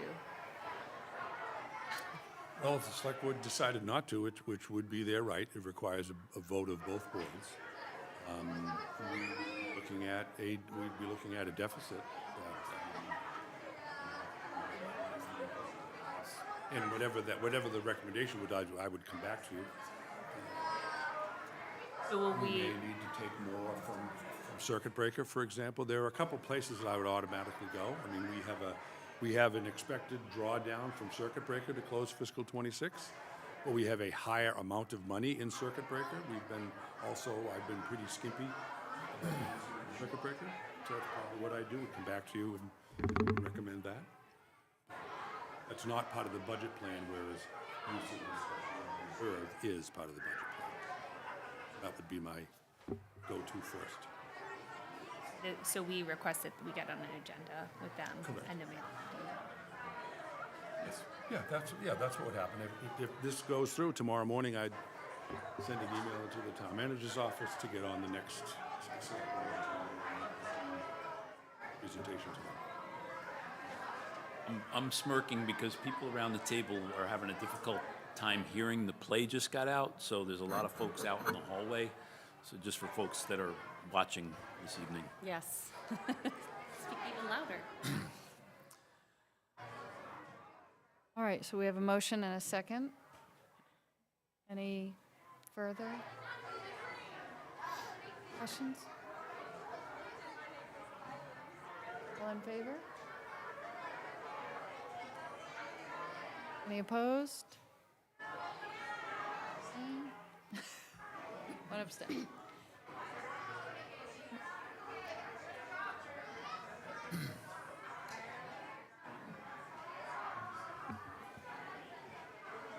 Okay. That's it for now, Tom? Well, the only thing I might add, Dr. Blake and I were talking about this because it's relative news. The state legislature, both the House of Representatives and just yesterday, the state Senate, have released their proposed budgets. In both cases, they're increasing the Chapter 70 allocation. So there is certainly benefit there.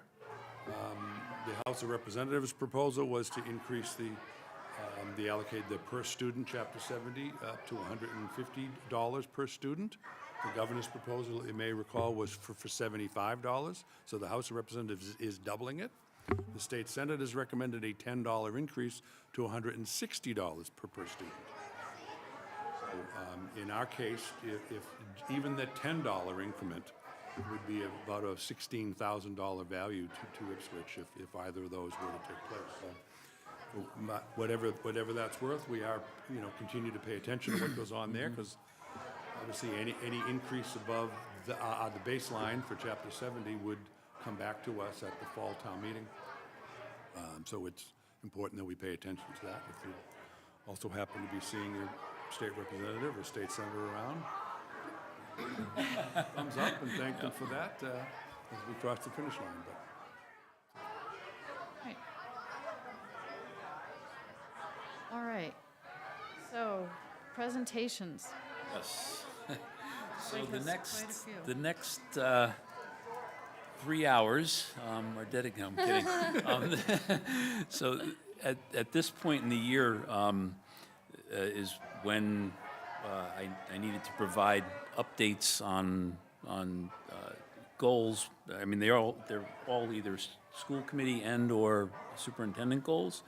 And so this evening, the next 4 or 5 agenda items are all just simply report outs on current state of different things and what's happened during the course of the year in some areas. So starting off with the school security update in your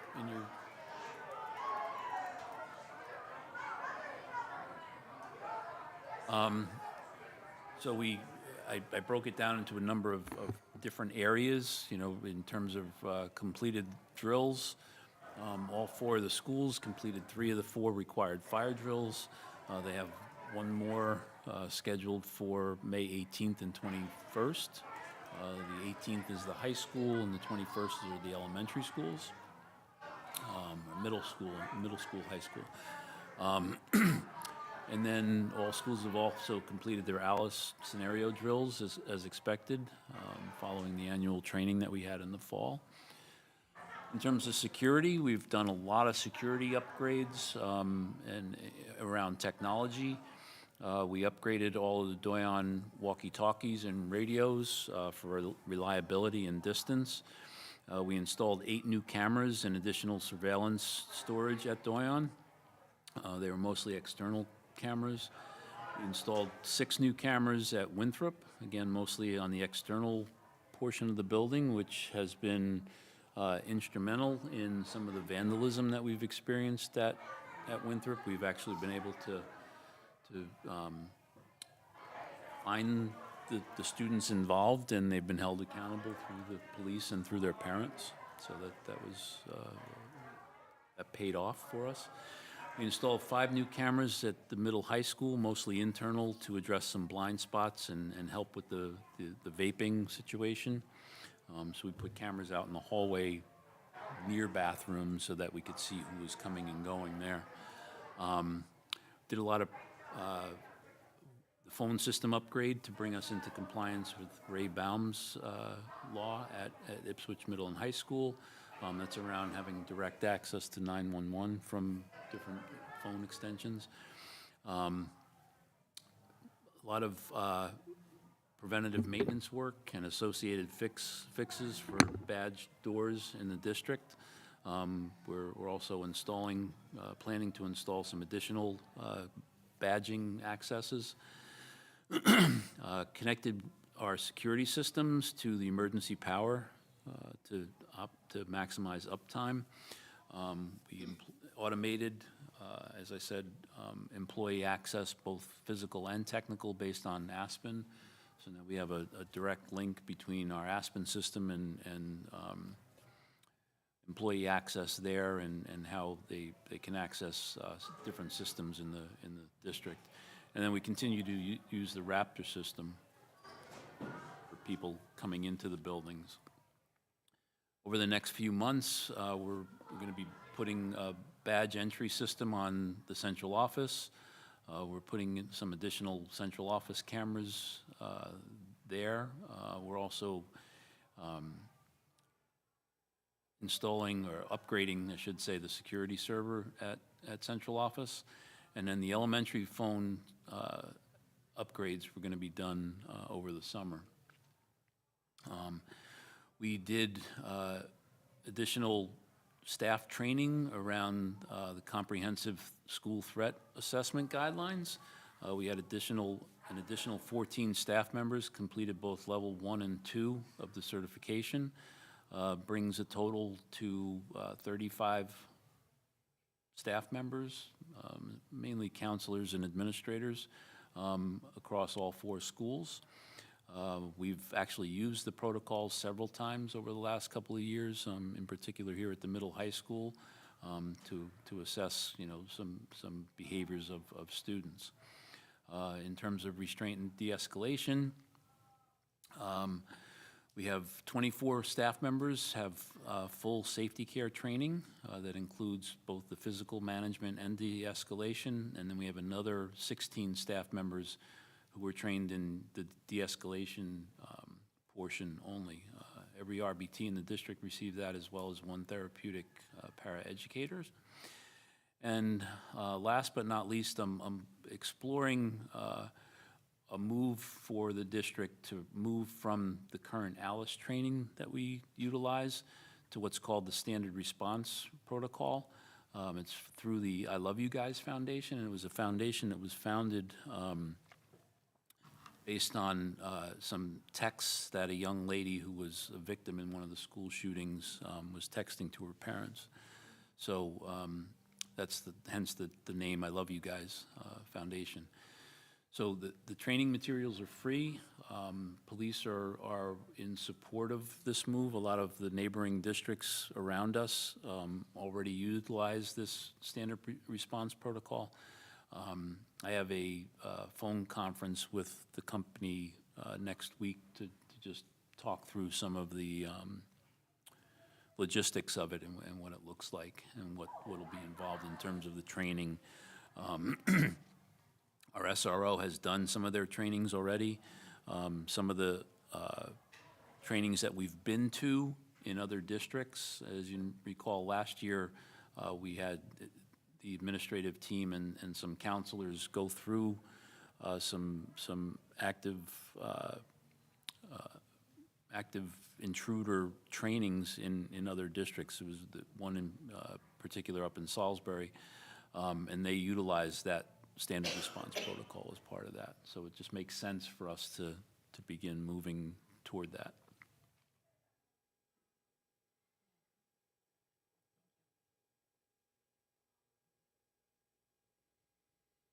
Any questions on that one? Do we pay for ALICE training? We do.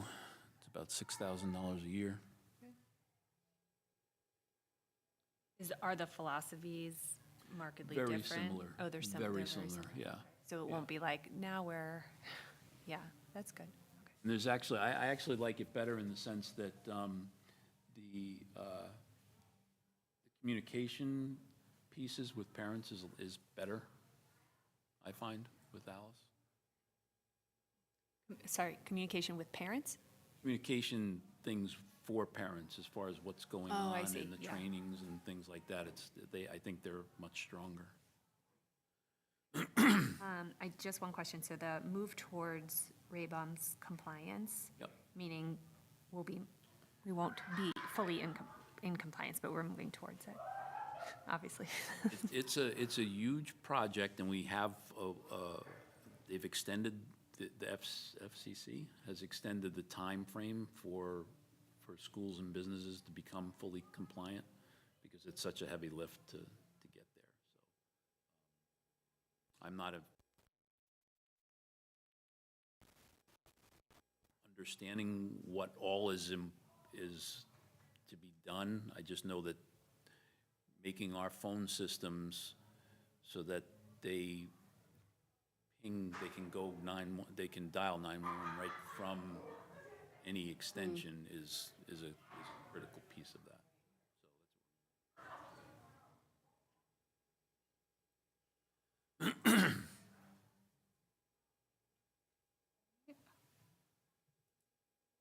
Student Services Department data? Yes. So again, this was one of the other goals that the school committee had asked for a data report out on, and so the first page of this is the student services summary. It looks at special education at each grade level, number of 504s at each grade level, and the English learner students at each grade level. And so you can see that the preschool, it's -1, 0, 1, 2, 3, 4, 5 down at the bottom for Winthrop, and it's preschool, kindergarten, grade 1, 2, 3, 4, 5. And then at the top, grade 13 is our sail and yacht program for students that are here after between 18 and 22.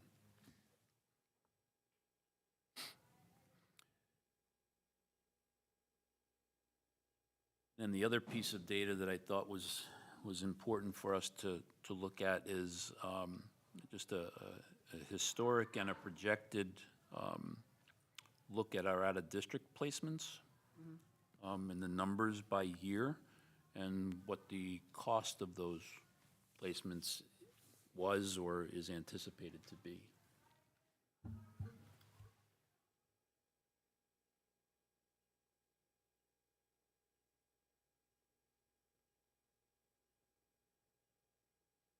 And this is similar to a report that I think Bev had given in the past, and I think Eric provided last year toward the end of the year, if I'm not mistaken.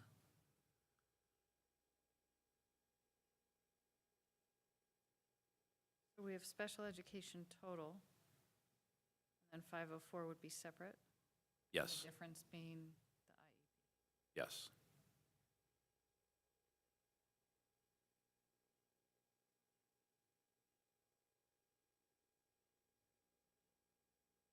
So for the out-of-district placements, why are they placed out of district? Because other districts have better, So if when I say that they're placed out of district, they're typically in specific schools that can better meet their needs. Okay. Very few are placed in other public schools. Okay. So they're at North Shore Education Consortium, Perkins School for the Blind, perhaps. I'm sorry? New England Academy, those New kinds of England schools. Academy, yeah. so I see They're that, both residential and day treatment programs. Makes Day sense. schools. fiscal '27 says only 17 are being placed out of district. Is that because there's more enhancements that have happened in our district that we're able to Yep, so that, it's a combination of things. We've got a number of students that are aging out this year. Oh, okay. Or will be aging out in the next year, so they won't be counted. So that's one piece of it, and we've also been able to bring some students back into district.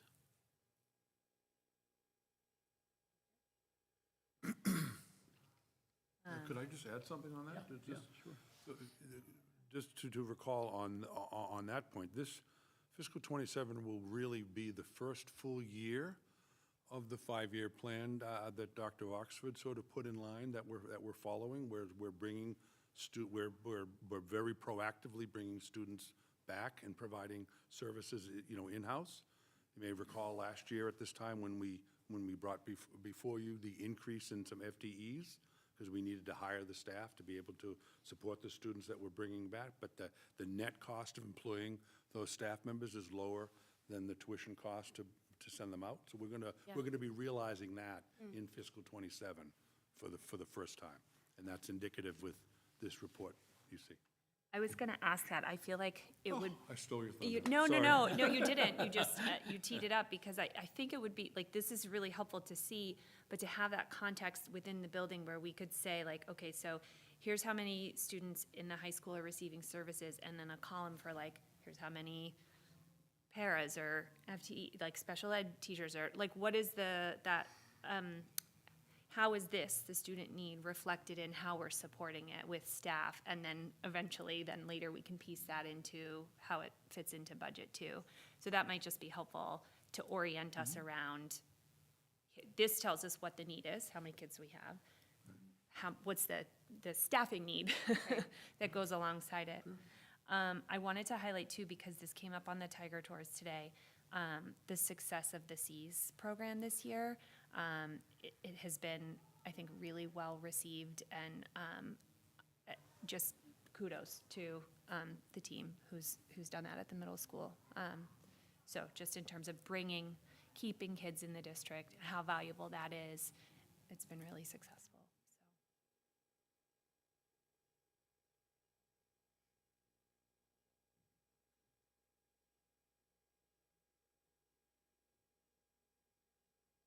Haley, I need you to clarify for me, because if I want to provide more information, I want to make sure I get it right. So we're, in the report, we have the numbers of students.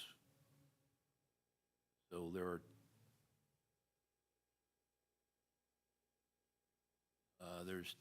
I'll just pick on grade 6. In the middle school, there's 20 special education students. So are you asking for clarification on how many staff members are working with those 20 students? I need to understand what you're asking. I so think you can help me know what I don't know here, right? It's like, I don't know how you quantify how this number shows up in staffing, right? Because you've got you've got the special educators who might be doing, in or out services or whatever that looks like. Then you've got program managers, and you've got some people who are direct, like student facing, whatever. And we talked about that a lot this year, like really working one-on-one with the kids. But then you've got a lot of support staff. So I think again, I'm trying to understand, like, if we're bringing these kids back, how many staff members is that taking? Yeah, and then of course, then how does that fit into the budget piece, but also like just effectiveness of, like, do we have what we need? And like, when we see those presentations where we're saying, okay, this year, whatever, we're seeing movement, to your point, like, okay, people graduating or moving from middle up, and then you can kind of start to piece it all together, where we're saying, okay, well, we know that those people are moving to this building, or we're reducing this position because that student need has changed or whatever, so that we can kind of look somehow back into the data a little bit to understand and orient around, like, what does this number mean in terms of how do we support it? So I don't know how you can quantify that. Like, again, is it just? I don't know how I would quantify at the end of the year. It will be in the budget process that when we look at staffing patterns and FTEs that we would. Okay, well, we can maybe talk about it offline, or discuss it with some of the special ed team members to figure out, I mean, and maybe it doesn't fit here. I'm trying to, like, when I look at this, it's like, okay, that's a number on a page of how many kids have needs, but like, what does that mean for us, bigger picture? So again, I might not be asking the right question. Like, what I'm asking for Right. may not be the thing that's gonna help us orient us to how are we supporting? Are we being effective in That might be a the different, supports? a And different what is the cost? presentation altogether in terms of what special education looks like, either by grade level or building, in terms of the model. Because you're right, the numbers are one thing, but they don't tell you. I mean, those, again, I'm just picking on the sixth grade, the 20 IEPs, they may be all low incidence, learning disabilities, or they could be 20 students that have significant needs and a lot of staff and a lot of staff and support time. Yeah. I don't know, and I don't know if we need to get into the weeds with that. I'm sorry? Yeah.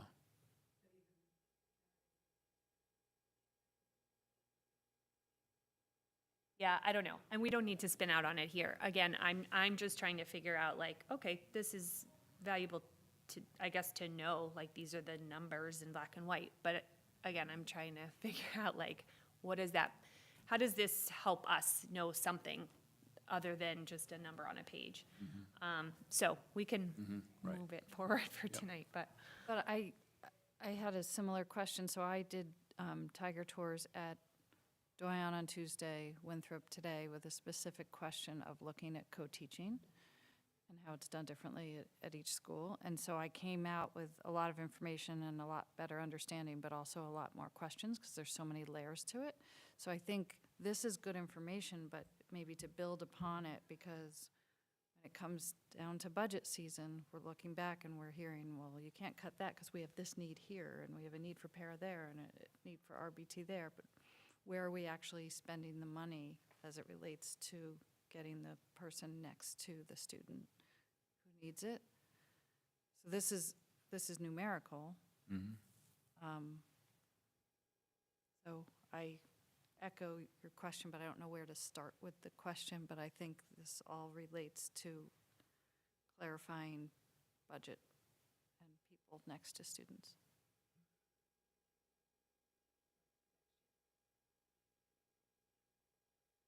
And maybe that's something that we talk about in July at the retreat of how to dive into that for budget season, so that we have clarity on.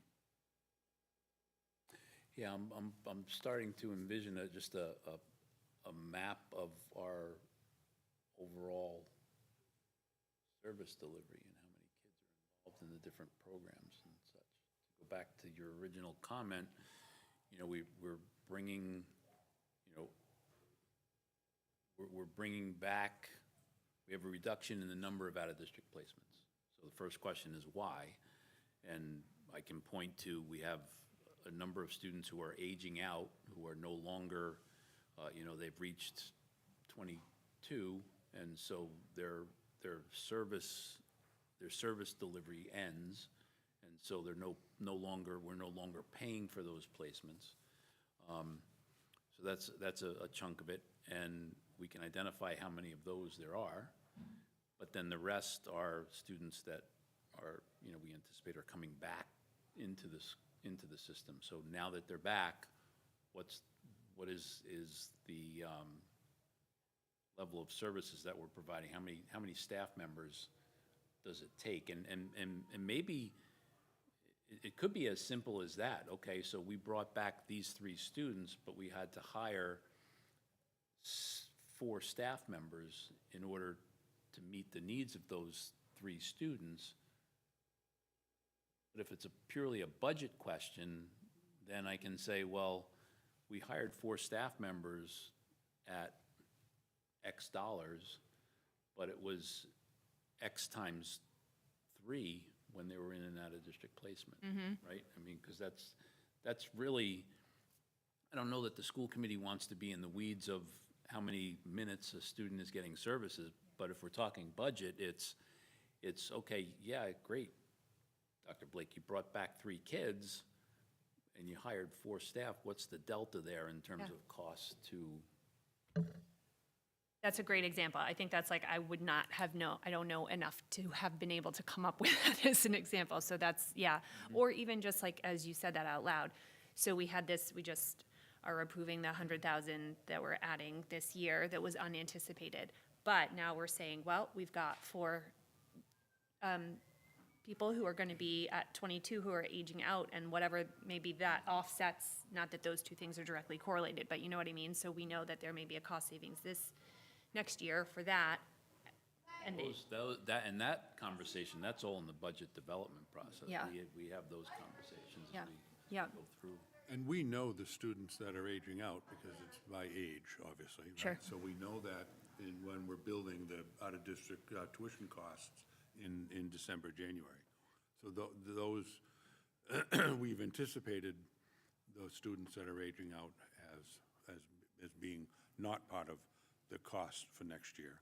We've also anticipated those who are seniors that are not continuing, because you don't age out until you're 22. So there are students beyond even their high school, beyond the senior year, that is still part of the special education grid.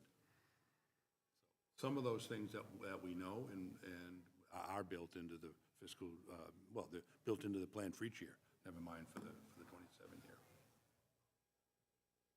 But we can certainly provide that in whatever detail. And I'm not suggesting that has to happen like by the end of this year. I think it's just like how because this is also the first year with the goals where we're asking for a lot more of this data. And when we asked for that, we sort of also said, well, what's it gonna look like when we do it? And how is it actually helpful to inform us? So if putting together, I mean, we don't need to make reports for no reason, right? And so I think that that's where we can refine and think about like, what can it be that it's material enough where, yeah.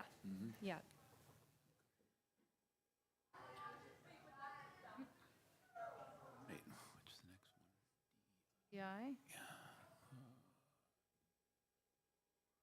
All right, so also in your folder this evening is just a summary. The district-wide DEI team meets monthly, and we support what's going on in the schools.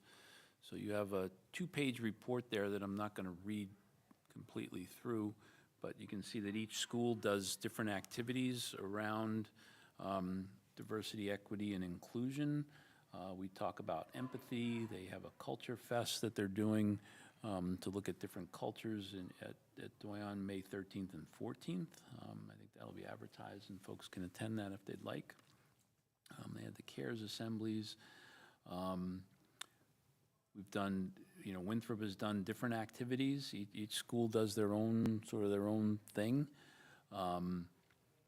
They did some really cool activities actually at Winthrop, where the assistant principal is working as the leader with a group of 5th graders that actually the students generated anti-bullying lessons, and then they went around to classrooms and presented them to the whole school. They also participated in a service project collecting clothes for the Cradles to Crayons program.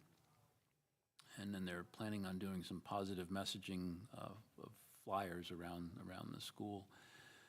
The middle school and high school were very active. The Multilingual Leaders Club and the Tide Club, they collaborated on a number of different activities.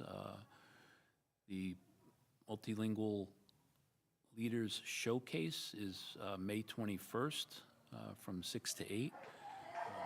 A great evening. That's from 6 to 8, and all are welcome. We've been doing a lot of restorative justice training and running restorative circles, both at the middle and high school level.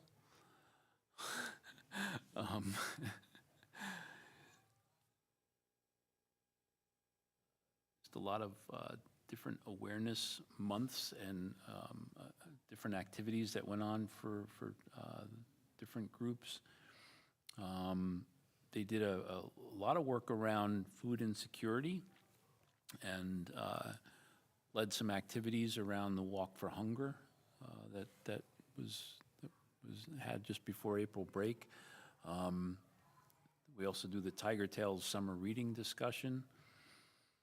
These are all at the middle school. And then we have the Education Life Skills Program. So as you know, we wrote and received a hate crimes prevention grant last year. And as part of that, we bought a program that the middle school is using quite a bit around education life skills, and it's an online program that teaches lessons when students are getting into hot water. It's, you know, as part of a discipline model, they're utilizing and having students watch these educational videos. So that seems to be working out very well. Although I did get some feedback that some of the videos were longer than the detention, so they weren't actually finishing them. But they're working around that. The high school, again, lots of different activities. They've done some field trips. Their club meets weekly. They actually wrote a TWIG grant this year to help fund some of the events to foster community in the school. They hosted monthly cooking events where students were involved in the food project, presented at one of the events. The cooking supplies have all been funded through a TWIG grant this year. They've done some fundraising with DEI t-shirts and sweatshirts. We're in a school. Yeah, we're in a meeting. Someone must have said something, they just got very quiet. No, I think what that is the orchestra that rehearses on Thursday nights. They were down in the band room tonight. A lot of restorative circles happening at the high school. They grew the club from 9 members in '25 to 21 members this year. They've also been doing some work with the staff and Dr. Khalees Warnham around microaggressions. They have a field trip headed to Boston for the Multilingual Learners Club. And then for next year, they're reconsidering their Culture Fest and just redesigning that a little bit because it worked out well, but they want to make it more interactive than just a food event where people just came and ate and left. Mm. And then the district level, you can see the work that we did at the district level between writing the hate crimes prevention grant that helped fund some of the restorative justice training and some professional development. Done workshops on microaggression prevention for middle school and elementary school educators on the March PD Day. Working with the Suffolk University around restorative justice training for middle school and high school educators as well as students. And then the responsive classroom work that's happening at the elementary level has also been funded through there. And then the LIFTS trauma-informed coursework. We had a number of staff members get certified over the last 2 years. That was Payne Grant funded.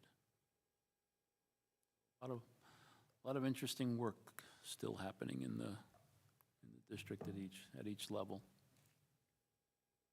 This is great to see. I mean, when you read a vision statement and say, like, this is what we value as a district, it's one thing. But when you see a list like this that says, well, this is how we show up and make that vision, like, see it in action, it's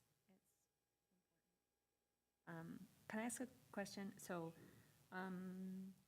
second bullet under district level, grant writing for the grant writing included a review of bias-based incidents in the 2026, presumably school year.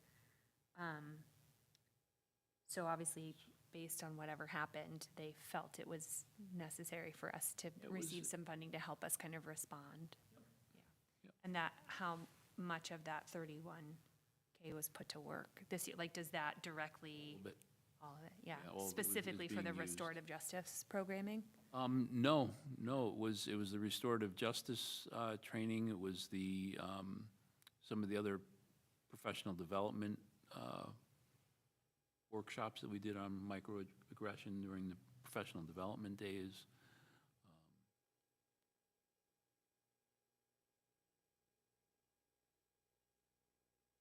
Restorative some of the justice field trainings. 24, 25, so that was, yeah, okay. And that's PD that happened like this year, ongoing this year, okay. So hopefully, maybe some improvements around.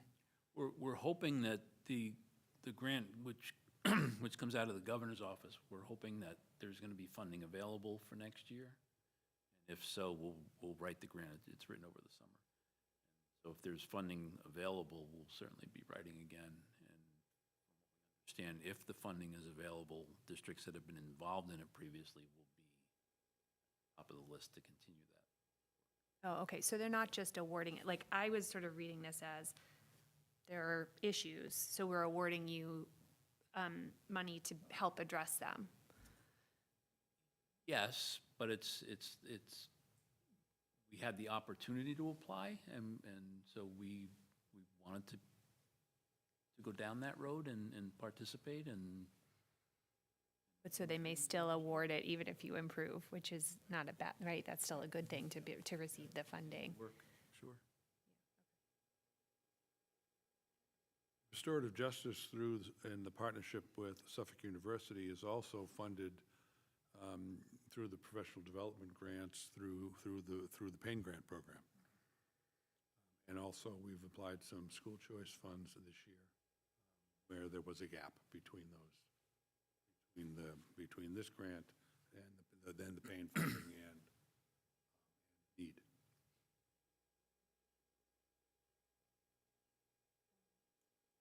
The past couple of years, it's right here. We were talking about No Place for Hate, and I know every school got the distinction. Is that like a one-time thing, or is there continued work within that program? Great question. So that program was run by the Anti-Defamation League. We still are recognized as schools for, you know, we're designated as schools for No Place for Hate. It is a one-time designation. So we have it, and a lot of the work that we are doing falls under that, but there's not a number of activities that we have to complete. Set it in motion? Yep. Thank you.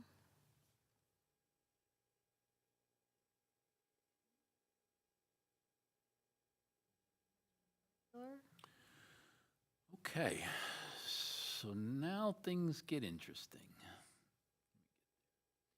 So I think,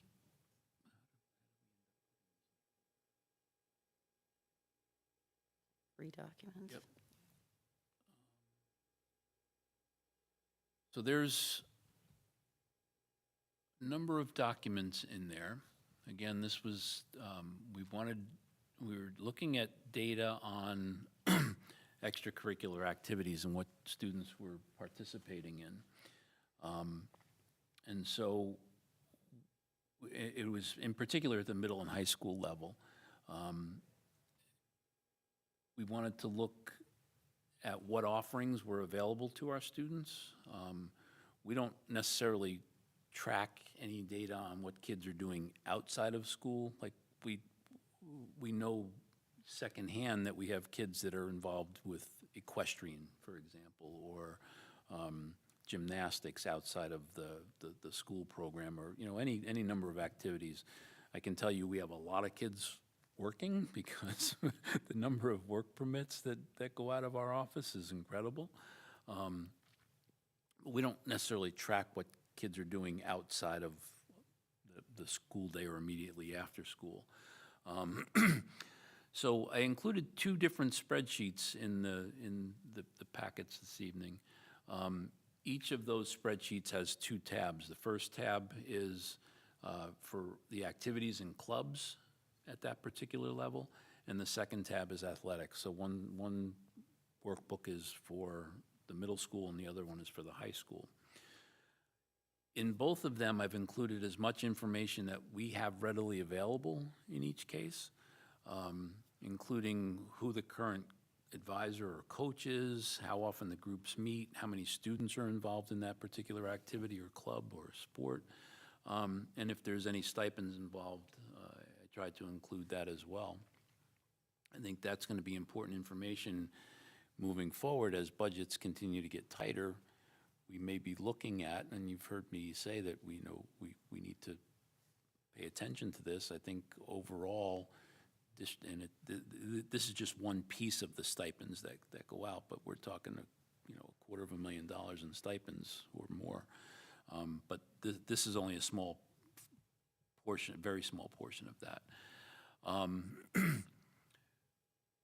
In addition to the spreadsheets that are provided, and we can jump to those in a minute, I just want to share some other data points that aren't necessarily in the spreadsheets. I looked at the high school program broken down by band, chorus, and orchestra. I've looked at how many of the students involved in our music program are also involved in athletics. We don't necessarily keep rosters of clubs to be able to say, well, Johnny is he's in intramural volleyball here, but he's also in the band there. That information I don't have. The data shows that 79% of the band students, and I broke this down again by individual group, so 79% of the band students play at least one sport in the district. 47% of the choral students play at least one sport, and 84% of the orchestra students play at least one sport in the district. So overall, we have 74% of our students who are involved in the music program are also playing the sport. Hence, we see how many kids are coming off the playing fields and changing clothes and jumping on stage after practices or games. In terms of our athletic programs, this year we have 71% of our student population at the high school that's participating in at least one sport, which is pretty significant when we think about it. I think area schools are in that same ballpark, some higher, some lower. But I think I think that's, for a school our size, that's a lot of students participating. I'd be happy to analyze the data. Again, to Haley's point earlier, what are we going to do with it? It's all numbers, right? So, what does it mean? What is it telling us? But I just wanted to make sure that I provided as much of the data as I could, so that we can then maybe take steps, and that becomes goals for next year to figure out, okay, what is it that we want to drill down on, and what's really important, and what was, okay, a good question to ask, but maybe we don't need that information moving forward. Mm-hmm. So if we take a look at, I'm going to go over to the middle school clubs and athletics for 25-26. So Can I, yes, only because I don't want to move away from here because I'll forget. Do you mind if I Yeah, no, ask nope, slash go ahead. make a point out something? This really stood out to me. So in the extracurricular activities, middle and high schools, paragraph form, the paragraph that starts the data shows that 79% of band students play at least one sport. The last statement in that paragraph, 36% of our high school population is involved in our music program. Mm-hmm. Now, 71% of our student population at Ipswich High School plays at least one sport. So that is striking to me. If you think about our music program, and again, this is fund what we value. This is a lot of information for next year. 71% of our student population in the high school plays at least one sport. 36% of our high school population. When you say music, do you mean instrumental music? No, Chorus as well. that's chorus, band, and orchestra. I love all of our programs, but I feel like that's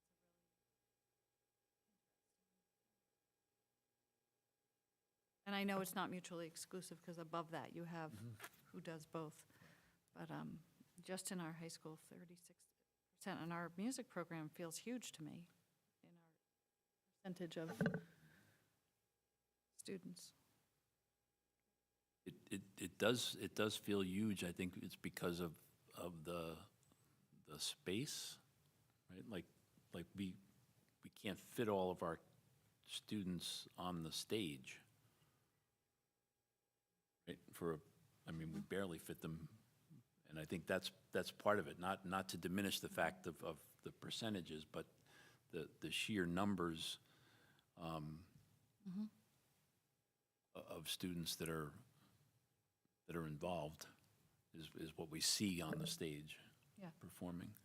But I think this is going to be very valuable information next year, especially as we look at Effie's funds, paying funds, and percentage of students doing enrichment. Meaning that it's 71 versus 36. Yeah, I mean, I've said this so many times that you're probably sick of hearing it, but athletics is enrichment. And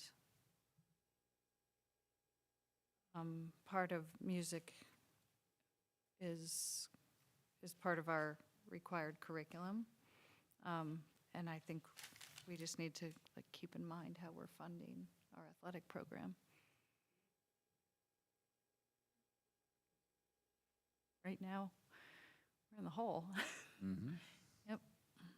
I would imagine that of that 36%, a huge proportion is probably from the orchestra. Would I be wrong in saying that? I think they're the I biggest. mean, the numbers I remember hearing last year of me- 100 and let something me- kids. I have a spreadsheet on that. Let me just find it. Not to say that those numbers aren't meaningful, but I also think there's certain, like the orchestra's gonna be huge, right? And then there's gonna be other things that just aren't gonna carry as many kids. But I do find it fascinating that so many of the art kids find the time in their schedules to also be athletes. That's remarkable. It's really amazing to watch them excel at all these things that are offered. There's not a number you There have to are look up now. 42 students in the band, according to what I have. This is high school. Yes, just high school. 36 in chorus.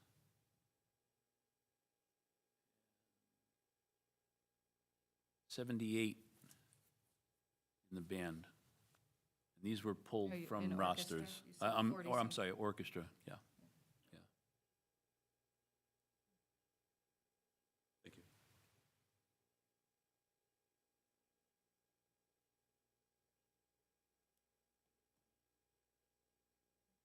I didn't mean to No, no, sidetrack you, but no. I just wanted, that really stuck out to me, those numbers.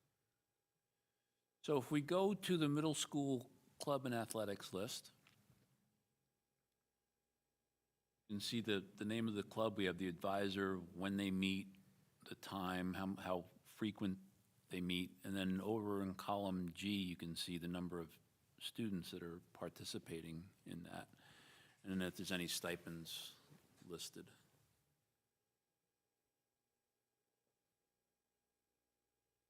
Those are currently all the offerings that we have at the middle school.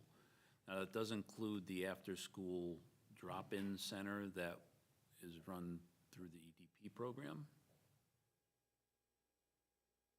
or the students that we transport over to the YMCA, because that varies.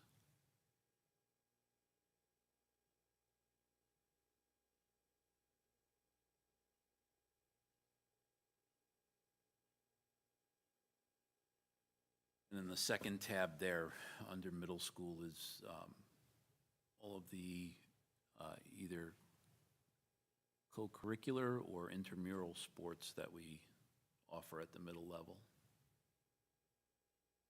And sport, the advisor, what season it falls under when they meet. H is the number of students that are involved, and again, any stipends that are out. So we're, like, basketball, 72, that's girls and boys.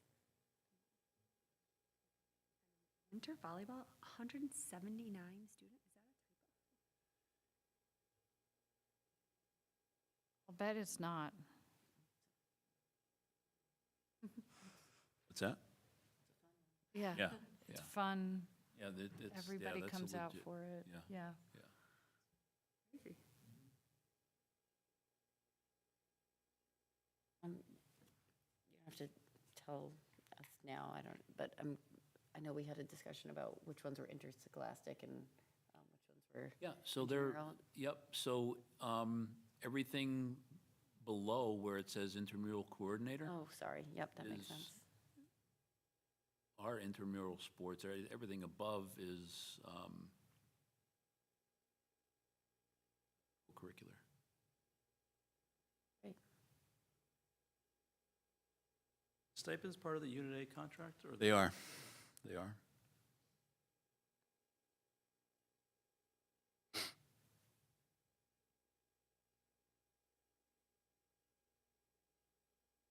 And again, it's a lot of data points, it's just a lot of information, so, we don't necessarily have to review it all tonight. I just want to make sure that folks can But it's, understand what they're looking at so that we can, but what are we gonna do with it, when we're talking about overall budget, like to see, what the kids are doing, like this helps us understand the values of our community. yep. So if we jump over to the high school spreadsheet, which is also in your packet. We'll start with the clubs again and activities, and you can see this actually started as a roster for who the advisors were to the different clubs, and we added on to it. So who the advisors are, what the club is, when they meet, how many students are involved, where they meet. Some of them have very low numbers. The co-class advisors are meeting with the class officers. Right? Have other groups that are much bigger. Sports programs, 15 students. We have, Michael Coelho has the drama club after school, that's 40 students. Esports meets 3 times a week?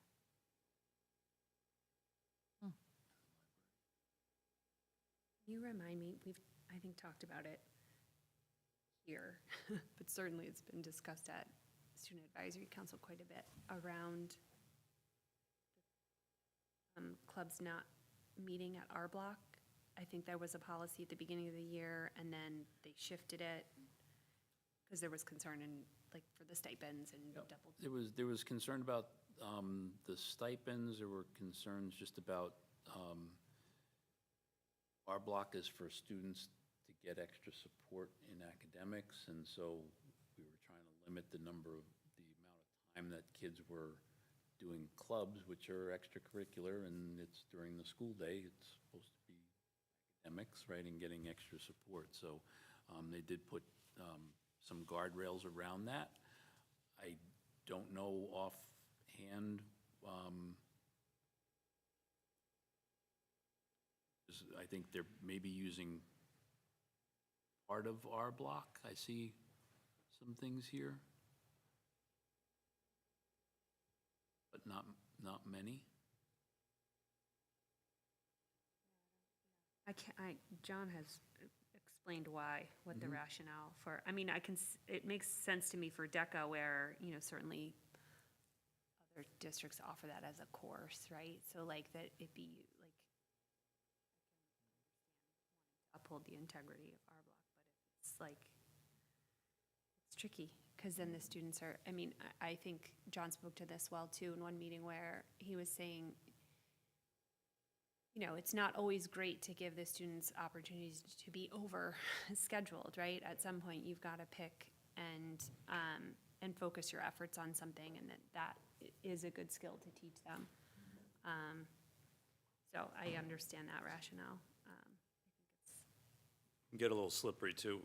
We have a similar thing called H blocks, but DESE kind of came down on us this year, threatening that we wouldn't qualify as time on learning unless we kind of reconstituted the way those things were. So we want to make sure that we can maintain these things in a way that the kids can use them.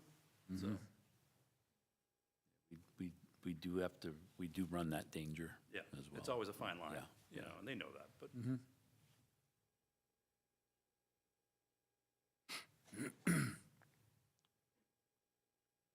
And then over on the other tab, there are all of the sports that we offer, the different levels at the high school level, meaning varsity, JV, the number of students on each of the teams, and we also added in any of the 8th grade waivers on teams, and they're noted in red.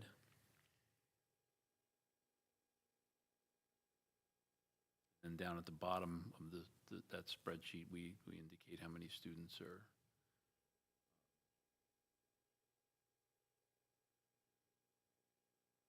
were part of the 8th grade waiver process.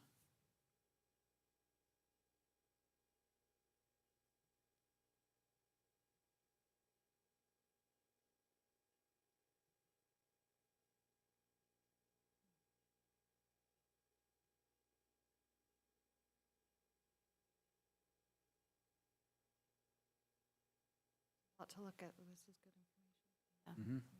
Yep. Again, these were the coaches for this year. I know there's some coaching changes that have happened already, but these were the coaches for this current year.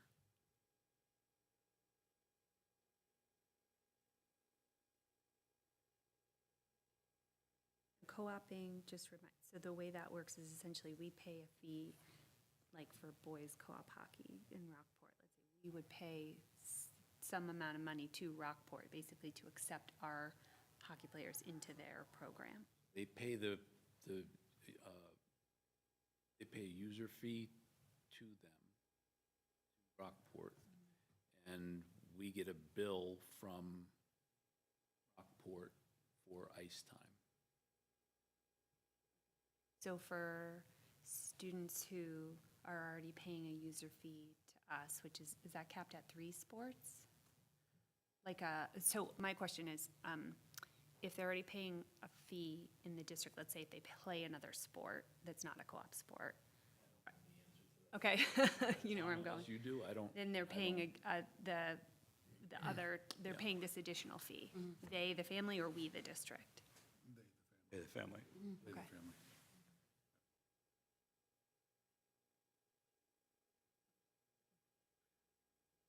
Later, I think. That's something the athletics may want to On the agenda. dig into. It's on the agenda. Well, and again, looking at the numbers, we offer, I think we offer a lot of sports for a school our size.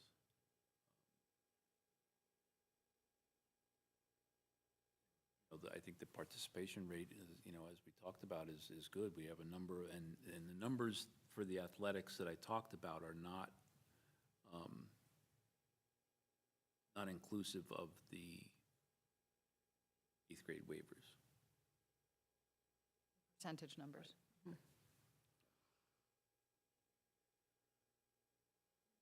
Okay.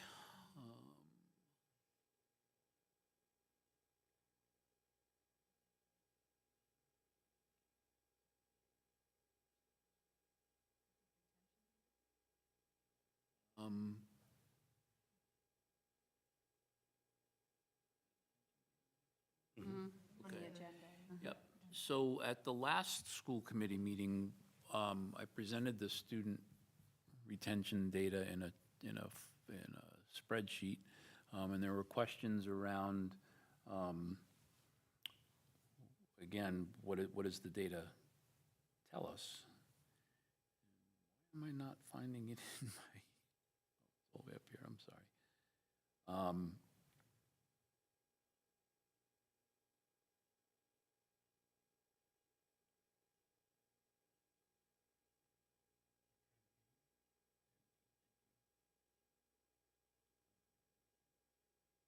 Couple of documents for 10. Yellow bars on it.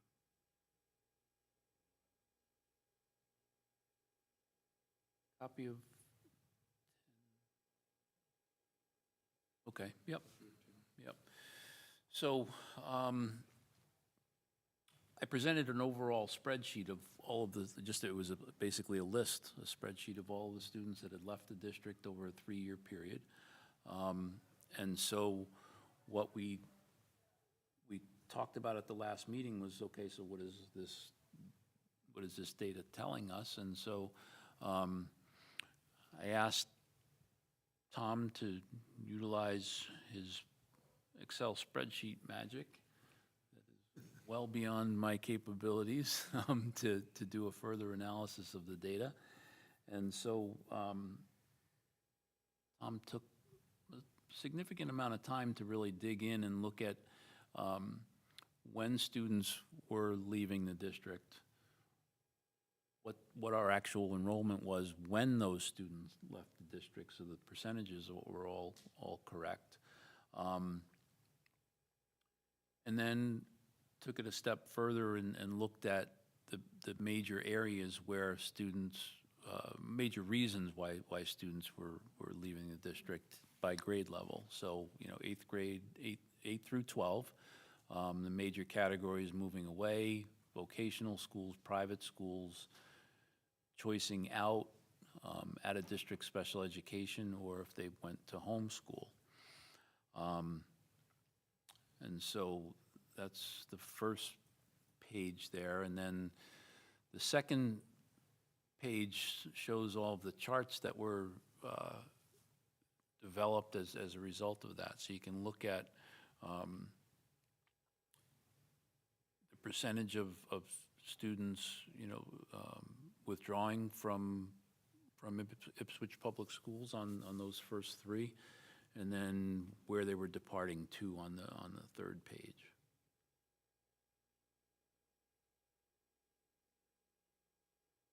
Is there an average that we see each year for 8th grade at exit point where we know, like, okay, when they're making that jump to high school, like, that's a big number, 61. But maybe that's typical of each school year where you see kids go to private school or the vocational schools. And so is that standard year over year? You look at the first chart on the left where it says enrollment at year of exit point.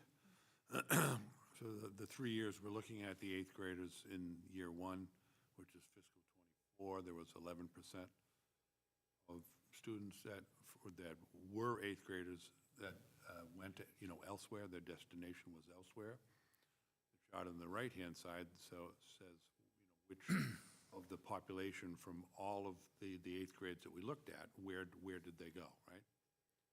So in fiscal '24, there was 11.6% of 8th graders went to another destination.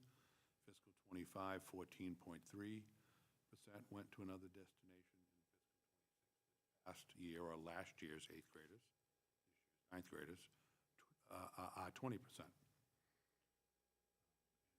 And that shows on the right side where they went. So I think it very clearly shows that the majority of those students, really 32 of them out of 61 of them, went to a vocational school, either to Essex Tech or to Whittier. That's probably fairly representative, and that's not, a strikingly anything other than that's the student's best place and point of interest. The next highest number is 14 students going to a private school, a parochial school or a private school of some kind. And that's obviously a choice as well, right? And then the numbers, then the students, I think, going from 9th, 10th, 11th, and 12th grade, the number of students that are already in, Ipswich High School that choose to leave for some reason, that number, demonstrably drops from 61 departing out of the 8th grade to 16 departing out of the 9th grade. 6 out of those 16 choosing to go to one of the vocational schools. That's probably also they came here in the 9th grade and figured, geez, a vocational setting is more appropriate for them. I think that this is very interesting.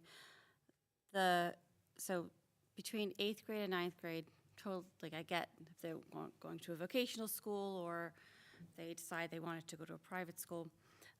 My concern, or I just wonder more about you getting into 10th grade, 11th grade, that there's, students choosing still to go to a private school at 10th grade or 11th grade.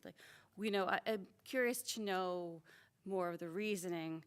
That's just my curiosity because that's an unusual time for them to switch. So we can't know what's going on with each individual student, but that's something that sort of sticks out to me. I know that's not a huge number, but that's, something like, you wonder what's going on. Again, it's not a ton for them to make that drastic change to. I feel like, did we talk about this on one of the MSBA calls where do you guys do surveys with families that leave the district where we might have some of that context? We talked about it at our last school committee meeting about why kids were leaving. Some of it was in that spreadsheet. Start. Yeah. So also on the agenda for the athletic working group next week is to hopefully put together a systematic exit form. I don't know how that working group will come to, whether it's, guidance. I think it will be helpful to take some of this information, but also helpful in more areas of our district than just athletics, to have an actual, okay, you're leaving the school, here's, I don't know, a Google Doc, like, what's your experience? And it could be anonymous, Happens I at the think. guidance office, and I think we discussed this Yeah, at the last last meeting, school yeah. committee meeting, because the guidance office is the office that has to send the transcript and everything to, whether it be the vocational or the private school. So they have the last Opportunity. to get the It's not information. mandatory that parents. So we're not doing it now, we're talking about We it. do it. Oh, I mean, thought that's what we you had ask, said. but if they don't, Yeah, they don't. okay. There's no system to it. Right. Well, I don't know that. I don't want to speak ill of the guidance department and say that we don't have anything in place, but. Yeah, I just That'd be good wanted to learn what the process is that's currently in place. That can be a wide-ranging, too, variety of reasons, anywhere from, I have a kid who's getting a B- and disappears in public education, and we want him in a classroom of 12 kids, right? Or athletics, or we want them in a Catholic education, or it could be like, there's so Right. many different things I'm there. just thinking It would be 10th helpful grade to and know, 11th but, grade. yeah. You wonder, I'm curious to know.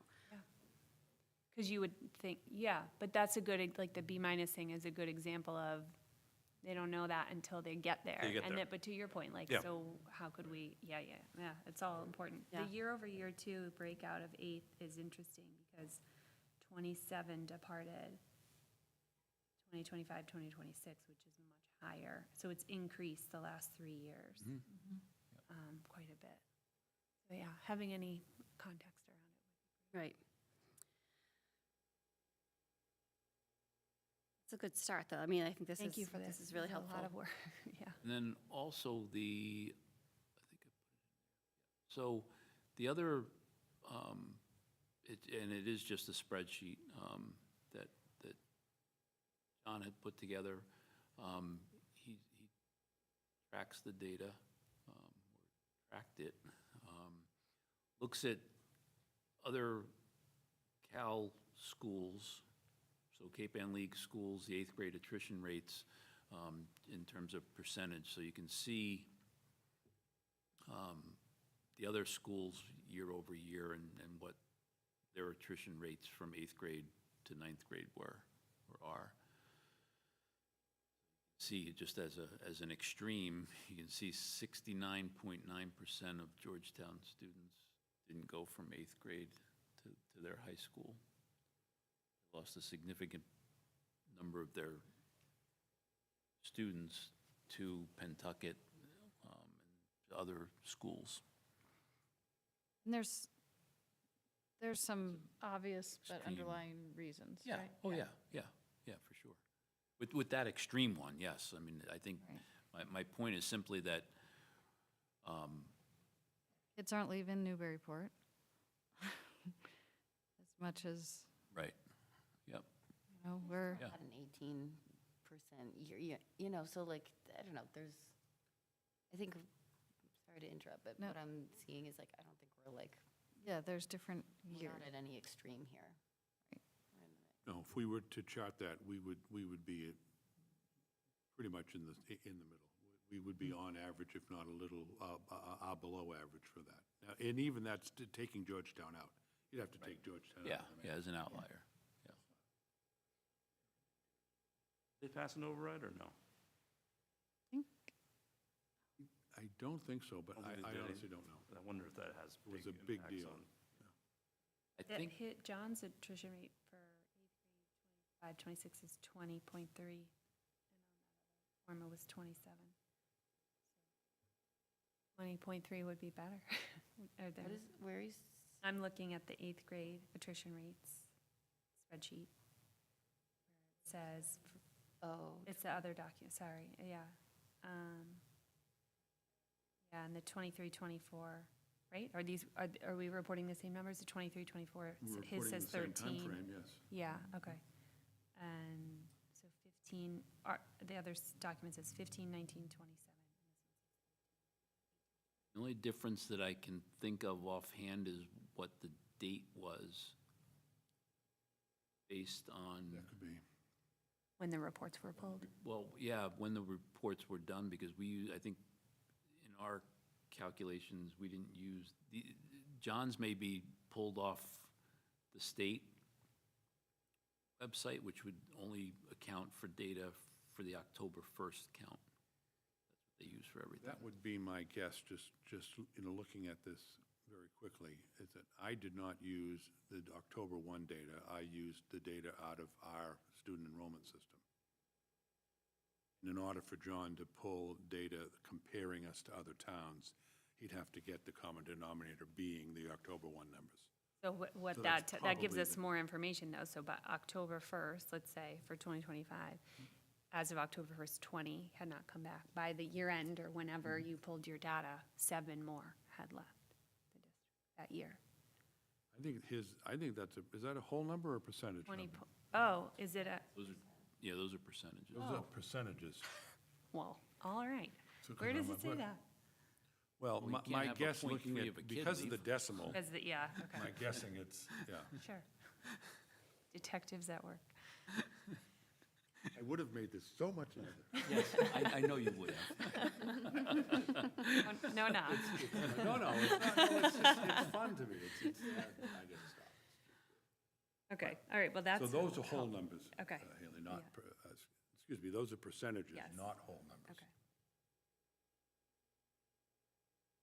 So actually, it's probably close. If John is reporting this year 20.3%, I just reported, 20%.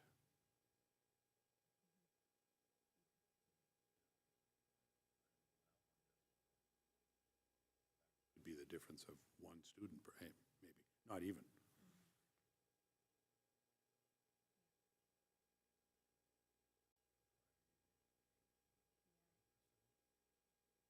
That's high. 14.3. I'm lower than that. Yeah, and then he's got 13 and you got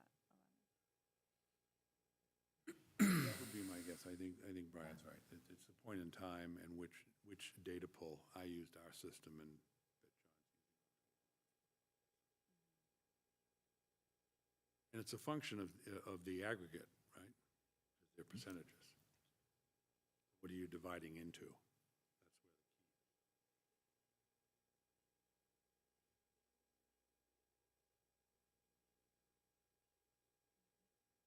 But I think it still tells the story, whether it's 20 or 14 versus 16%, I think the story is.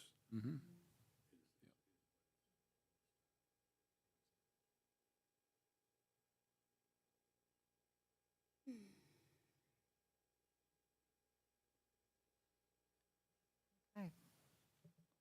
Shall we move on from this? Thank you for Yeah, that was great. Thank you. a lot of information here. Thank you. Next up, I get a breather. Matt, your turn. I know, policy update and approval. Matt, Listen, the irony of my name appearing in the right column there for the first time in 3 years at 9:50 on my last meeting is not lost on me. This was originally a call to the bullpen, but the starting pitcher is here. Do you still want me to take it? It's up to you. Absolutely. Oh, good, let's oh, do I this. think you should. You got this, you got this. Yeah. Well, we did policy, I'm sorry, we did wellness, so I don't think we need to rehash that. There's, in my view, and obviously now that the whole gang is assembled here, you guys can correct me if I'm wrong, but there's sort of two big ones that I think that were substantive changes. One of which was GCBB, where we added the language around interim admin positions always being brought up for a full search, which was, I think, the school committee's desire. If you want to look at that language and see if that squares with what everyone wanted, that'd be great. Already wanted. Majority wanted. Was that not a full consensus? Whoops. This is why you don't call to the bullpen. For the first time. For the first time. The last one. 9:48. So that's the first one, and we can, if everyone wants to everyone wants to look at that, we can. But the other one is the one that Jenny referenced earlier in relation to the mutual concerns meeting around harassment, particularly using AI, although I think we discovered that our policies didn't necessarily involve, we had harassment from teacher to student and student to student, but we didn't really have a whole lot going from student to teacher. And so we wanted to button up some of that language. And there's the two policies that I think that we really kind of tweaked, JICK and JICB. JICK maybe being the bigger of the two, since we added that specific language around student to employee harassment using also cyber in there. And then cyber is defined in JICB. JICB, that's too small. Yes, thank you. We had not a lot of trouble, but trying to find the right language around this, because it did feel a little bit like we were inventing the wheel around sort of how do we capture what AI can do. I don't think anyone's under the impression that this is going to be a panacea for the problem itself, but I think it's also going to be reflected in the handbook at the high school level, I think. That may be forthcoming in June. I'm not sure if that timeline's still on. List, I think. It is, okay. probably, So yeah. maybe not this year, I'm not sure, but Hopefully. I think there's desire for some symmetry between this policy and what will appear in the handbook, whether it be this year or not. But I just wanted, Haley, I wanted to point out that we started with GCBB. While you stepped out, but that there was an addition. around every interim admin position being opened up for a full search at the end of that. Thanks for calling that out. Notice that it says copy of JICK harassment of students. It still says of students, even though we took it out of the Title? title. Yeah, It Just harassment is the title. Just harassment, yeah. And then Oh, fine. Oh, included okay. in the I just wanted text to point is it out. students or employees. Yes. Right. Used to be harassment of students, now it's just harassment.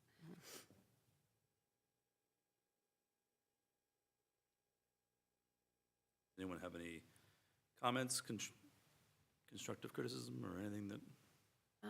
I just want to add that it references the document that Dr. Wagner had sent to us, which was not on policy, that those are what are referenced. They go into a little bit more detail. And then I think also in our discussion was, like Matt said, the plan for it to be even more granular for next steps if any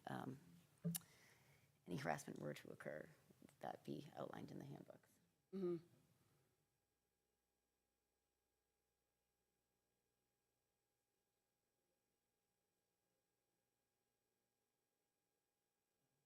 Copy and paste strong. Okay.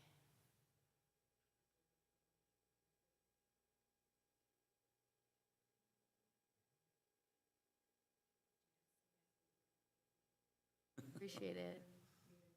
Where, wait, JICK. Yeah. More trouble students? Oh, yeah, Oh, yeah. yep. So good, thank you. Because that was the one we had added in, I think, Yeah. just cut and pasted. Yep, Mm-hmm. thank you. Perfect. And that, I'll also, Matt, just add that we also reviewed AC, ACR, ACGA, and CCB, because we just looked up which policies mentioned harassment. So we do have a lot of policies in different places that talk about, as a district, we do not support harassment, but, so we worked on where should this language live, and like Matt said, we landed with those two policies being more implicit there, but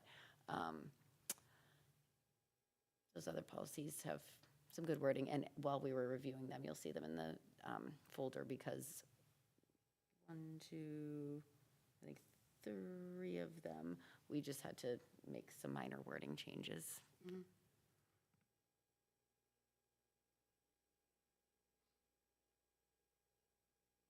Next, Yeah. Is there anything, that's Field all we trips. have, right? field trips. Oh, field trips. Yes, we did have some, I guess we have the procedural manual around field trips, so we're trying to button up the policies around that. What am I missing here? So it wasn't really we, it was really Dr. Blake, kind of, we had IJOA, JJH, and JJHR. Dr. Blake consolidated them all, so our recommendation is to delete the 2 Js and keep IJOA, it's all together, and then in IJOA, it references the field trip manual. That is not gonna be at school committee level, it's gonna be managed by the operational. You actually, I think the next piece on the agenda is also mine, and I think that's what that is, so. No, I don't know that you have it. No, Yeah. I didn't put that in. kind of Okay, just but within also, this, yeah. okay, so maybe if I can jump in now. I believe in your packets, where's my, Yeah, there's another folder. there's another folder there with all the field trip policy documents. So you can see in there, copy of file IJOA field trip attendance. That is essentially the consolidated policy that we recommending. I think you would come to us with some recommendations and, yeah, trying to figure out what lived at our level, what lived more operationally. And I think the policy subcommittee was pleased with knowing that the field trip procedural manual existed to provide some guidance. I think that's what we had been looking for, particularly in your goals. So happy to see it. I know it says draft. What is your plan for getting is like to go live next year, or you're gonna Yes. finalize it, Yep. end of this year? Okay. Else? Will that be on an agenda to talk about, to give idea? Oh, no. 'Cause it's Definitely. it's no. Okay, operational, all yeah. right. No, the policy is the school committee level, and then essentially what we did was we took what the policy needed to contain Right. and matched it up with the policy, the field trip manual, and developed this policy. So this IJOA has all of the high-level things that we need to consider. The manual has all the nuts and bolts about what we have to do at the school Right. building level operationally. Right. I did take a look at it, and I have some things I can chat with you about. So great. Offline. Is there anything in either or both places that has some type of a requirement of each grade level? I'm thinking specifically at the elementary school levels, where it's like either X amount of field trips per year should happen at a minimum. There's no requirements at all. Okay. We can talk later too. I just totally, like, not school committee. I mean, it matters here too, but more as a parent, like, I've noticed now that my kids have been in the school for a while, and just in talking with other parents at different schools and stuff, that it's markedly different year over year, like what the kids are getting. Sure, yep. And so I think if it's at the teacher's discretion, that's one thing, except that if we're allocating money as a district where we're saying X amount of money is going to go to support this, how can we, when it comes to equity, and we're saying, like, we want there to be some consistency in the types of exposures and things that kids get, like, I'm just wondering how that shows up in the policy. Offhand, I don't believe it does show up in the policy in terms of, there is a statement in there that the field trip shouldn't be repetitive and give different experiences. I think there is a statement in there about that, but as far as, every second grader has to go on 3 field trips or however many, there's no guidelines like that. It's up to the individual grade level what the curriculum tie-ins are. So I think some grade levels are more conducive to local day trip, field trips than others. Eventually, we do drill down into the cost of them and what funds are available and who's funding those field trips. I think looking at it, like you're saying, different grades have different experiences. I would imagine there's some intention, whether it's teachers, administrators, like trying to offer place-based learning as much as makes sense, but maybe you go on less field trips in second grade, but if you go on more in third grade, like if they continue in the district, they're gonna overall have the exposure, even if it's different year to year. I mean, again, just based on what my kids have experienced has been markedly different. And so I don't know that is showing up that way, and based on. Markedly between schools or markedly between grade levels? Both. So like if I talk to a friend who's a parent at Winthrop and they have a fourth grade student, like, what have your kids done over the years compared to what ours have done? It's different. It's very different. And then what my own kids have received within the same school is very different. So like what my son got in second grade, my daughter has not gotten this year. And to your point for like curriculum, if it's like a curriculum-based thing, if you could identify that, like, okay, they're studying, let's say fourth grade, for example, Revolutionary War stuff, then like they're studying that at Winthrop too. So like to me, it feels like it's just about teachers taking the initiative, right? So like it shouldn't be a funding thing if what we're saying is this is applicable to the curriculum, and all fourth grade students should have access to that, and not just one particular year, because that grade level, that year that those teachers decided to do that, and then next year they don't. And then I know that there have been multiple grade levels where, like, my son has been on the same field trip in 2 different years. So in terms of repeating, like in 1 year he went to Wenham Museum, and then another year he went again, totally different grade level. Which like I don't think that's a bad thing, right? I'm just saying like, how can there be some level of consistency between the 2 schools and between those experiences where, like, I think my son had 3 field trips this year and my daughter's had none. So, you know, I mean, and to your point, if that does catch up over time, then maybe it's equitable over time.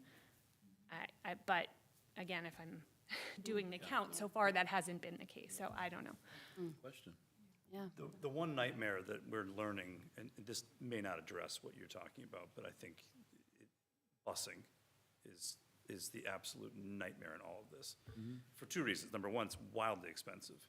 But 2, frequently, it constricts the timing with which you can do something. So like the bus can't leave until this, but it has to be back before that, and that kind of kills, you know, the amount of time you have on wherever you're going. And so I'm noticing, at least at the high school level where I'm at, where teachers are less willing to put the effort into it because there's so much, like a lot of grants don't pay for busing, which is the hardest part. They'll pay for the ticket to the museum or to whatever, but they won't pay for the bus. The transportation's not included kind of thing, so. Again, that doesn't necessarily address what you're talking about, but it might be part of the story. But I think that's a logical next step, and maybe it's not in the manual per se, but just looking at the field trips overall, right? The initial goal around this whole thing, I took it to the level of developing and working through the field trip manual, but the original ask was to look at what field trips were being offered at different levels and the funding sources of them. So this might be the logical next step. You know, why is it that your 2nd grader didn't go on the same field trips as your 4th grader did when he was in 2nd grade, right? I don't know the answer to that, Yeah, but that might be a good question to ask. I feel like there should be like a centralized field trip committee or something group where there's people there's teachers from Doyon and Winthrop, and they decide this is what the 4th graders should do in our town for field trips, and just to make it consistent, because that is hard. You know, if you have a neighbor who goes to one school and the other goes to the other school, and you're constantly hearing and comparing the 2, it just seems like there should be, instead of it being separate, there should be an overarching discussion about that. So, but anyway. Yeah, and I'm not sure it would live in this policy, but I think what concerns me is if you have, for example, I think you said like a 2nd grader, one class went on a field trip, but another 2nd grade class in the same school didn't? Oh, no. Okay, No, no. cross grade. Yeah, okay. Her No. Okay, older child, when he was in 2nd grade, okay. And sometimes X that's a field curriculum trips. change. I know that happened, because if they align with the curriculum and then DESI moves the, you know, Plymouth Plantation to, oh, that's supposed to happen here, and then the school decides. Yeah, I mean, again, this is not meant to be like accusatory at all. It's just like, can we have a look? Like, is it a Absolutely. place where, again, if we're allocating funds towards it, do we want some level of consistency? And to your point, if it's not happening and it's a funding issue, then what, right? Because like for Fry's used to earmark a certain amount, it was 2,000 per grade, at Doyon anyways, I would imagine. I don't know how they did it at Winthrop, that was supposed to go to supporting field trips. I don't know that they still do that. That was 4 years ago when I was involved. So anyway, I don't know. It just might be worth having, like, if that's not something that is that still available in terms of the funding sources? Can I call out the joy it brings me to see these updated field trip request forms? Hi. That's lovely. It is Thank you. I'm exciting. excited to get the first one. won't be till September, but that's all right. That's all right. So we need to approve of these? Sure do. That last part there? So we have the Policies? policies that are in folder individually under the policy folder, and then we have the draft field trip manual or field trip attendance. We do these and forms. Forms don't have to be approved. They don't have to be. We don't approve the manual or the forms. Those are just informational. We're new- the policies that are in the policy folder. JOA. Is IJOA? That's in the Yep. folder. Okay, Yeah. okay.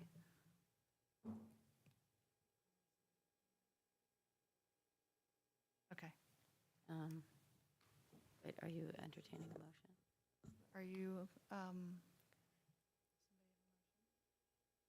I move to approve the policy updates as presented.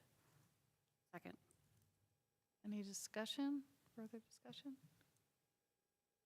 No, all in favor? Okay, policy approved. Check. Okay,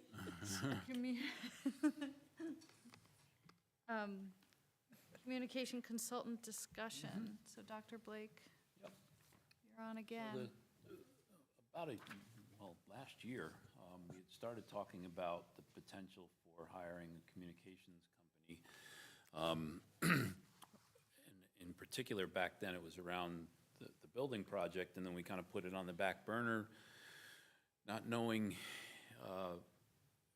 what that process might look like. Is the OPM going to have their own, set up their own communications plan and company to do that work?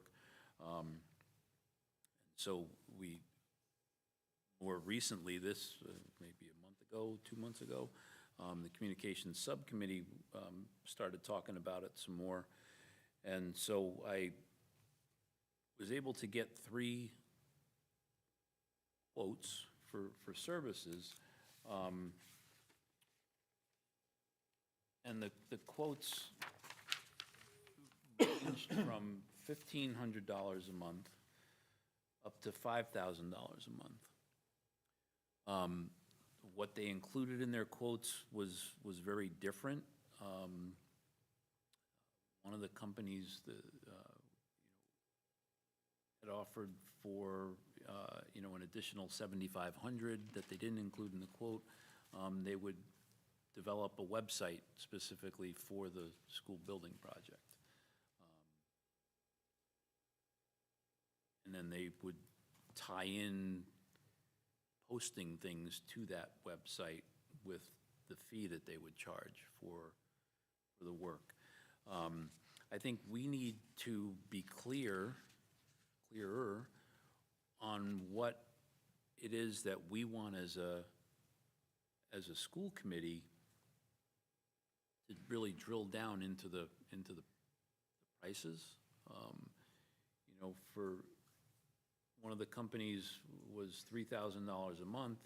It was 20 hours of work per month for the district, whether that was for the school building project or for putting out communication pieces for us, and not a limited number of pieces of information. There was another company that was $5,000 a month, and it was very much an open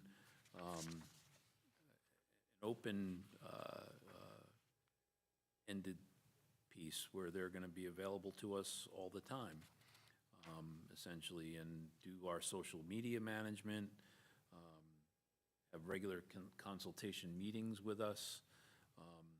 This particular company is doing a lot of work with Whittier around their school building project. So all that to say, the prices are very wide. I think we have to figure out specifically what it is that we want them to do. Is it going to be, because in recent conversations, we had the school building project over here and all of that and what that might look like, which we still don't know if the OPM is going to have their own. And then we had the school committee and the communications subcommittee saying, well, it would be nice if we had somebody on board to help us with our public outreach around positive events in the schools and have somebody to write the newsletter and do all of those kinds of things. So those are two very different pieces. So I think we collectively have to decide what we want, and then we can drill down and maybe pick the best company based on what our needs are. This would be attached to the school committee or the school building committee? I say that tongue in cheek, No, because I get I that. think those are two very different conversations. We collectively have talked about it, the school committee being a piece of the school building committee work and the OPM around, specifically around the building project. But we've also talked about it being just for Relieve some of the us, pressure on exactly, communication, on the communications here in the district. You know, or was it 7, 8 years ago, we had, Mel?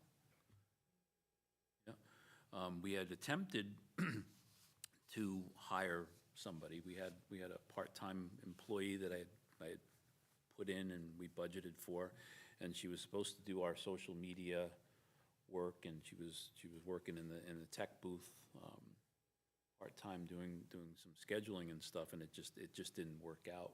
But we had made an attempt to do some of that public outreach, to write articles and take pictures and do those things. Position didn't work out internally. This is brand new to the district. So I think we have to decide whether we want to let the school, and we're in a tough spot right now because we just got accepted into the MSBA feasibility phase. So now we're going to be working to develop a relationship and choose an OPM and a design team. And so that OPM may have, as part of their package, a communications plan, company that they work with, and I don't know that. But in the short term, we've got all these documents that we've been generating over the last year now, from the SOI right up through all the feasibility documents that we still don't have a permanent home for. So putting that on our website for now and then moving it at some point. But that doesn't help us with this communications piece. I've said in the past that independent of the school building project, and not just to take the pressure off our communications piece or subcommittee, I believe it would be enhancing to the district to have a PR representative that communicates out all the good that we are doing outside of these meetings. I think it, great thing for the community to see all the good that goes on, and part of that is a school building project. But if the school building project weren't happening right now, I still think it would be great to have outreach about all the good that it's doing, and look what FEFI's money goes to, and look what's going on in a science classroom, and so independent of the school building project, which I think, deserves its own place, I am a huge fan of having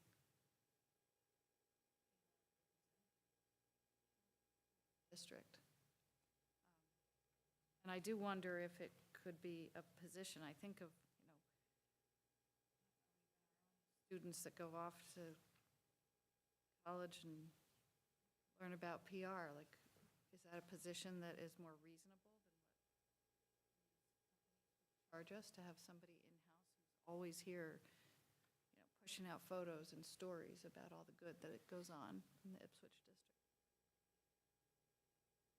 Be the cost of that versus Well, at the low end, we're at 15, at the high end, right, we're at 60? Is that where the spread is right now on consultants? 1,500 a month to 5,000 a month. Looking $60,000 for the, 15,000 to 60,000. Did I get it right? You did. Oh, broken watch. And again, the service delivery is very different. Right. Unlimited, to your point, all the good stuff going on in the district is very different than providing 4 pieces of PR, whether it be 4 press releases a month,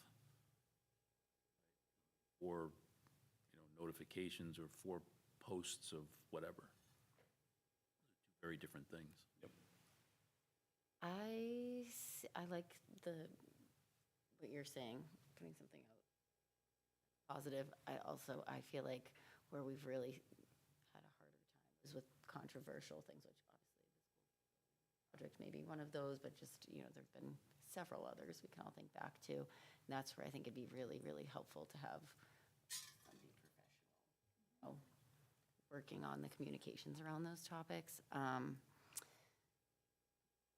Ultimately, though, everything comes down to, can we afford it? And so I see the need. I'd like to continue to talk about it, move forward with something, I hope. But I'm wondering the timing with the school building I guess I have several questions, if I may go in line. If the OPM that the school building committee hires doesn't have a communications element to it, has the school building committee talked about, well, we definitely need one anyways, or is that something you would look for with an OPM? I don't know if those conversations have happened yet. They haven't. Yet, okay. The only thing I would say on that is that the expectation is that there will be a communications component to the OPM work, which would be in the form of either an employee of the OPM, meaning at their firm, or a consultant hired by the OPM for this work. So those two things are linked. Okay. Narrowly focused to the building But project. narrowly focused and exclusively focused, because MSBA is not going to pay for a public relations piece for the district. Because Yeah. there's a piece of that the state's going to monitor, because they're going to be paying, 42% or whatever the number winds up being, right? What's the timing? When is do you know when the latest date you'd have hired the OPM? The latest date? Yeah. Well, this will be discussed at the next school building committee meeting, but from the workshop that Brian and I were on last week, the earliest we could likely be on the street for hiring would be over the summer to have an OPM in place for the mid to late fall. Okay. So knowing that that's happening, I'm trying to just figure out if it's related or not. Would the district, let's say, land with an OPM and the communications are superb, could the district then say, we'd like to hire you separately to manage ours, and then they're kind of all managing all things Ipswich? Or would it be better to say, all that work's going to be handled by the OPM and that communications situation, and the district, for everything else, should get our own communications? Well, from a procurement sense, I think we could perhaps do that. We would have to make sure that the invoicing and even the staffing individuals that are involved are very distinct and very transparently clear, right? So, But if it's a large enough firm, meaning the marketing or the communications firm, if they're large enough that at least have 2 people, that's probably quite doable. Yeah. okay, so it sounds like from a procurement standpoint, they could be linked. Is that beyond that? Is that like a path we're pursuing? Continue with, kind of follow along with the school building project? To have the district be the same as the. Yeah, like I have no idea. I don't know two- how to know. I mean, they're the same thing, the district and stuff, but I think there's so much to cover on both sides. So I feel like I think it would be fine to have two separate ones, but is that what your question is? Yeah, yeah. As long as it's, like Tom was saying, as long as it's very clear what is for the building project and what is for the district. I also, oh, go ahead, Haley.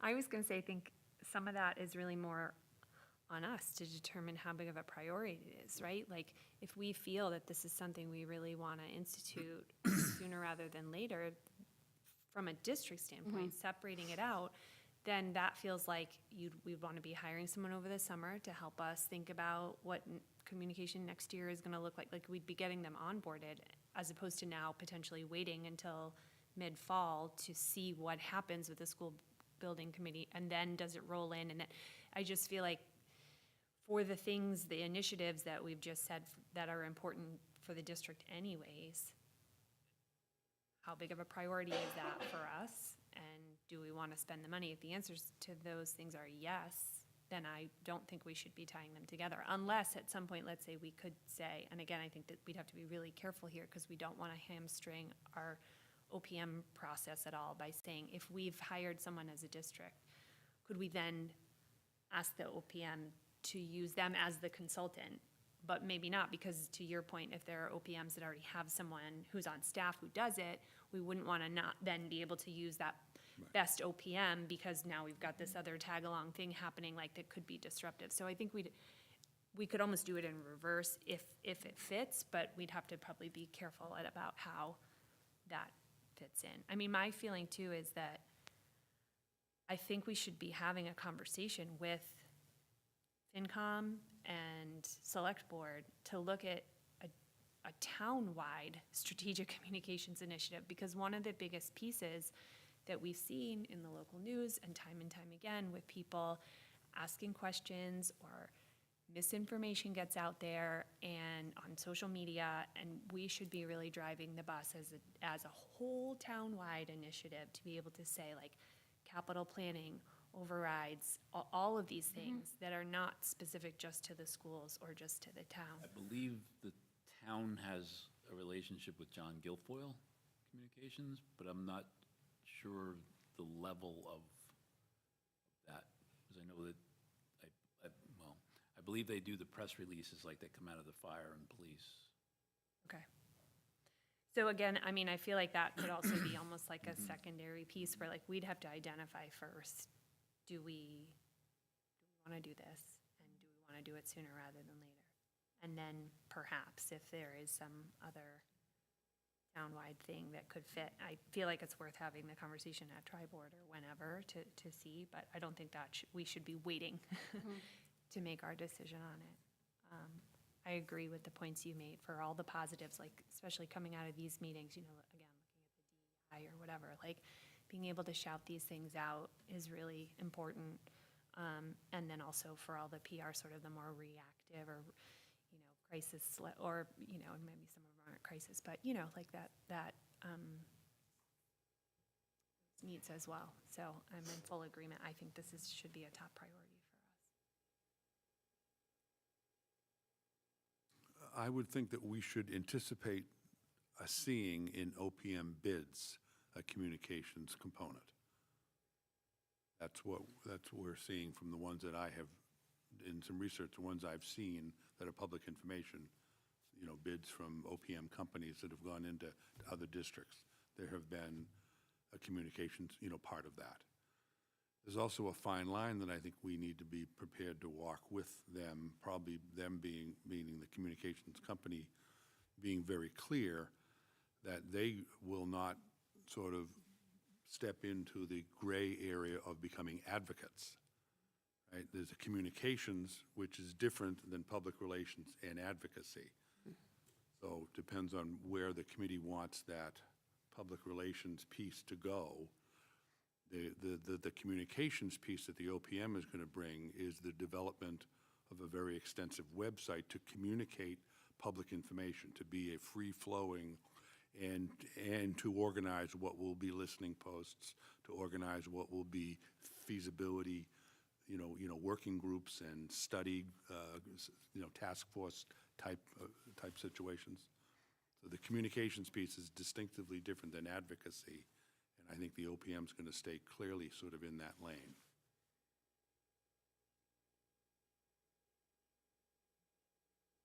So where do we stand tonight? I know, how do, yeah.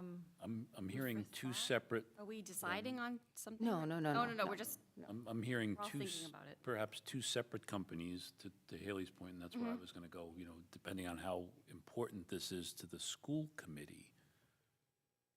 Building project aside, if this is something that the school committee wants to pursue for our own purposes, then I think I can go back to these companies and say, this is what we're looking for specifically, or more specifically than just open-ended what they gave me.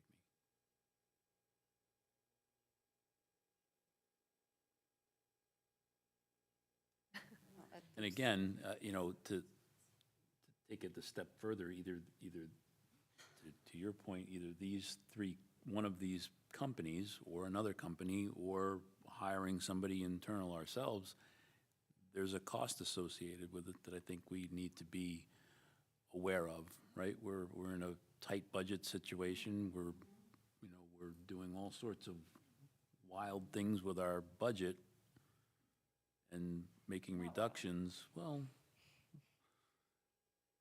some of it's on the wild side. And we're having reductions in staff. I guess there's two ways to look at it, that it's a great thing that we have somebody on board that can help us communicate the positives, but I think there's also the danger of we're making reductions and we're going to oh, hire right, absolutely. our company instead. So I can see both sides of that argument. Right. So we can think about this. And there's part of it, though, and I think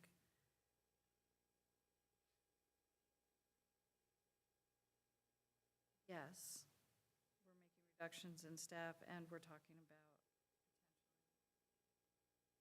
PR firm or PR person. But I think a lot of that communication to the taxpayer, how their money is funding. And choices about overrides and where their money goes. True. Needs to know. And Right. benefits the district in the future when those. Well, and even just before it comes to town meeting, for sure, but even, again, like going back to a couple of the, I guess, maybe more contentious conversations, like health and world language or whatever last year, which was, well, this came from a change in standards, right? And so we needed to respond to it. So for people to understand the context for like how those decisions are made, is important, because then when they show up and vote at town meeting and they say, yeah, this is the dollar amount, but they really understand what those programmatic implications are. I think that, that is important. Yeah. And not just for the financial piece, but for the education piece. Like, what are the kids in our town? What are we giving them? That should matter to a lot of people. I don't know if this is like totally pie in the sky, but maybe when you go back to them, how big could this be, right? If you're looking at a $60K a year, so we've got 4 newsletters that come out. That's a huge administrative burden for them to collate all of that information. You have a newsletter, we have a newsletter. So that's 6 newsletters that are happening. Is that something that they could help do for us, right? Where they're gathering that information and they're putting that out in a way that's, I don't know. I mean, I don't know how, if we're taking away the MSBA stuff from some of those proposals and we're saying, well, we'd like you to take on some of this stuff, which then gives our administrators more bandwidth to tend to other things. And that feels a little more palatable too, where it's like, okay, yes, other cuts may have been made, but we're putting resources towards this. But that's a resource that's also gonna alleviate some other administrative burdens for the team. I don't know, like if that's even possible, but it might be worth asking. And I think one of the benefits is like, right now, our newsletters, your newsletters go out to families in the district. But what a PR firm can do is communicate to everybody. Everybody's paying.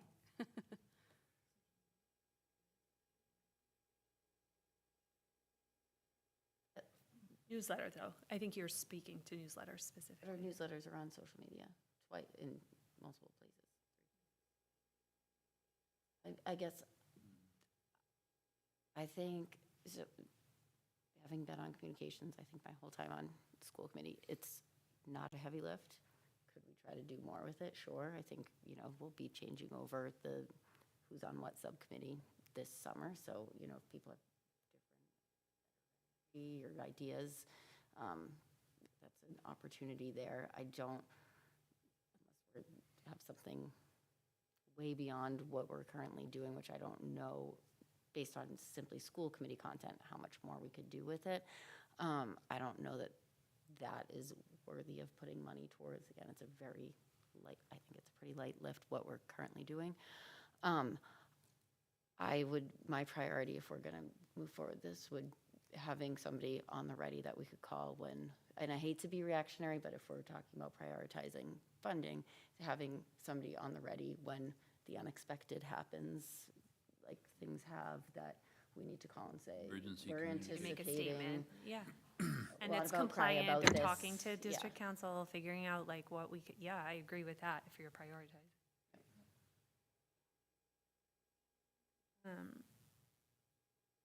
I understand that the individual lifts, especially for school committee, is maybe somewhat light, but I do think that having, again, this just was off the cuff, so I'm not like advocating hard for it, but I think it's worth asking because there can be unification between like that content development. But I think it also is beyond just the written newsletters and written content where it's, if we decide again that as a committee, I think one of the things that came up as the goals when we did our self-assessment was like, we had set a bunch of goals for ourselves to try to engage with the community. Like there's a whole section for community engagement, and we felt like maybe that was an area that we could do better in. And so they could help with that kind of thing as well, where it's like, X amount of times a year you do this, that, or the other, and then they help push that out to the public as well, so they know that this is what's happening and when, and so do we. So there's another level of sort of planning that they could provide for community engagement, again, outside of just the written stuff. So is maybe the first thing that when, in the summertime or whenever, communication gets together again, try to take it to the next level? Is that what you're suggesting, is like it's just a light lift now, but maybe there's more things you can add to that and see what?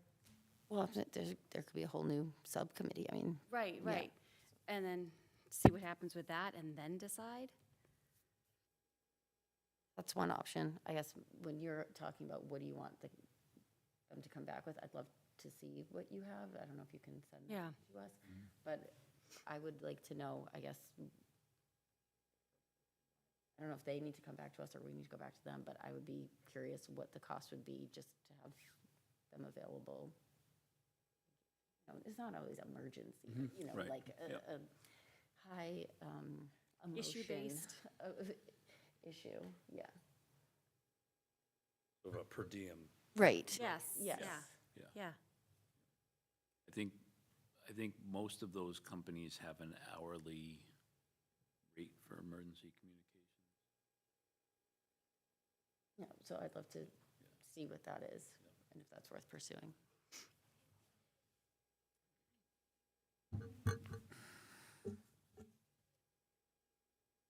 Business?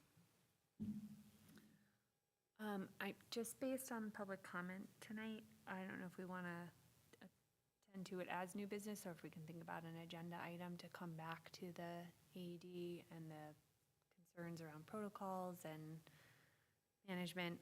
I understand this is a topic that we have to be careful about, but I do want to just respect what was raised tonight in terms of compliance, all of that stuff. We've heard about that a little bit, which is concerning. So whether it's late now, it feels like maybe we don't want to, I don't know, just want to raise it. To have a communications firm, right? Yes. I wonder, I wasn't here for that, but I wonder if Is that the, Blake could, is that the agenda item on this athletics for next week, or no? That is not on the agenda. But it's on the agenda for, at some point, or no? No. maybe could you add it there? That might be a nice first, Yeah. or maybe Dr. Blake needs to take that one. I think we got some written feedback, and I think some of the feedback was that we've had 3 school committee meetings without that being on the agenda. So let's talk about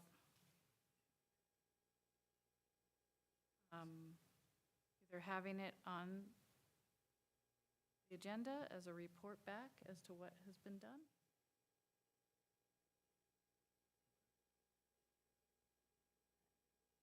We'll come back to that one, yeah. Thank you, Nina. And then, is that it for new business? Mhm. Consent agenda. Do we have a motion? Move to approve the consent agenda as presented.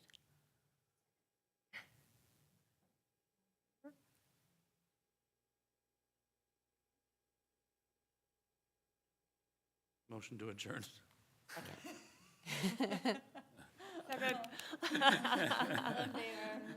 Permanently, right, Matt? Good job, Matt. I forgot my one job. She had to smack me on that. Your last smack or My last nudge of the. I know, I do a lot of this. Wow. Yeah. This was just a draft. Are you you're walking that like far over by the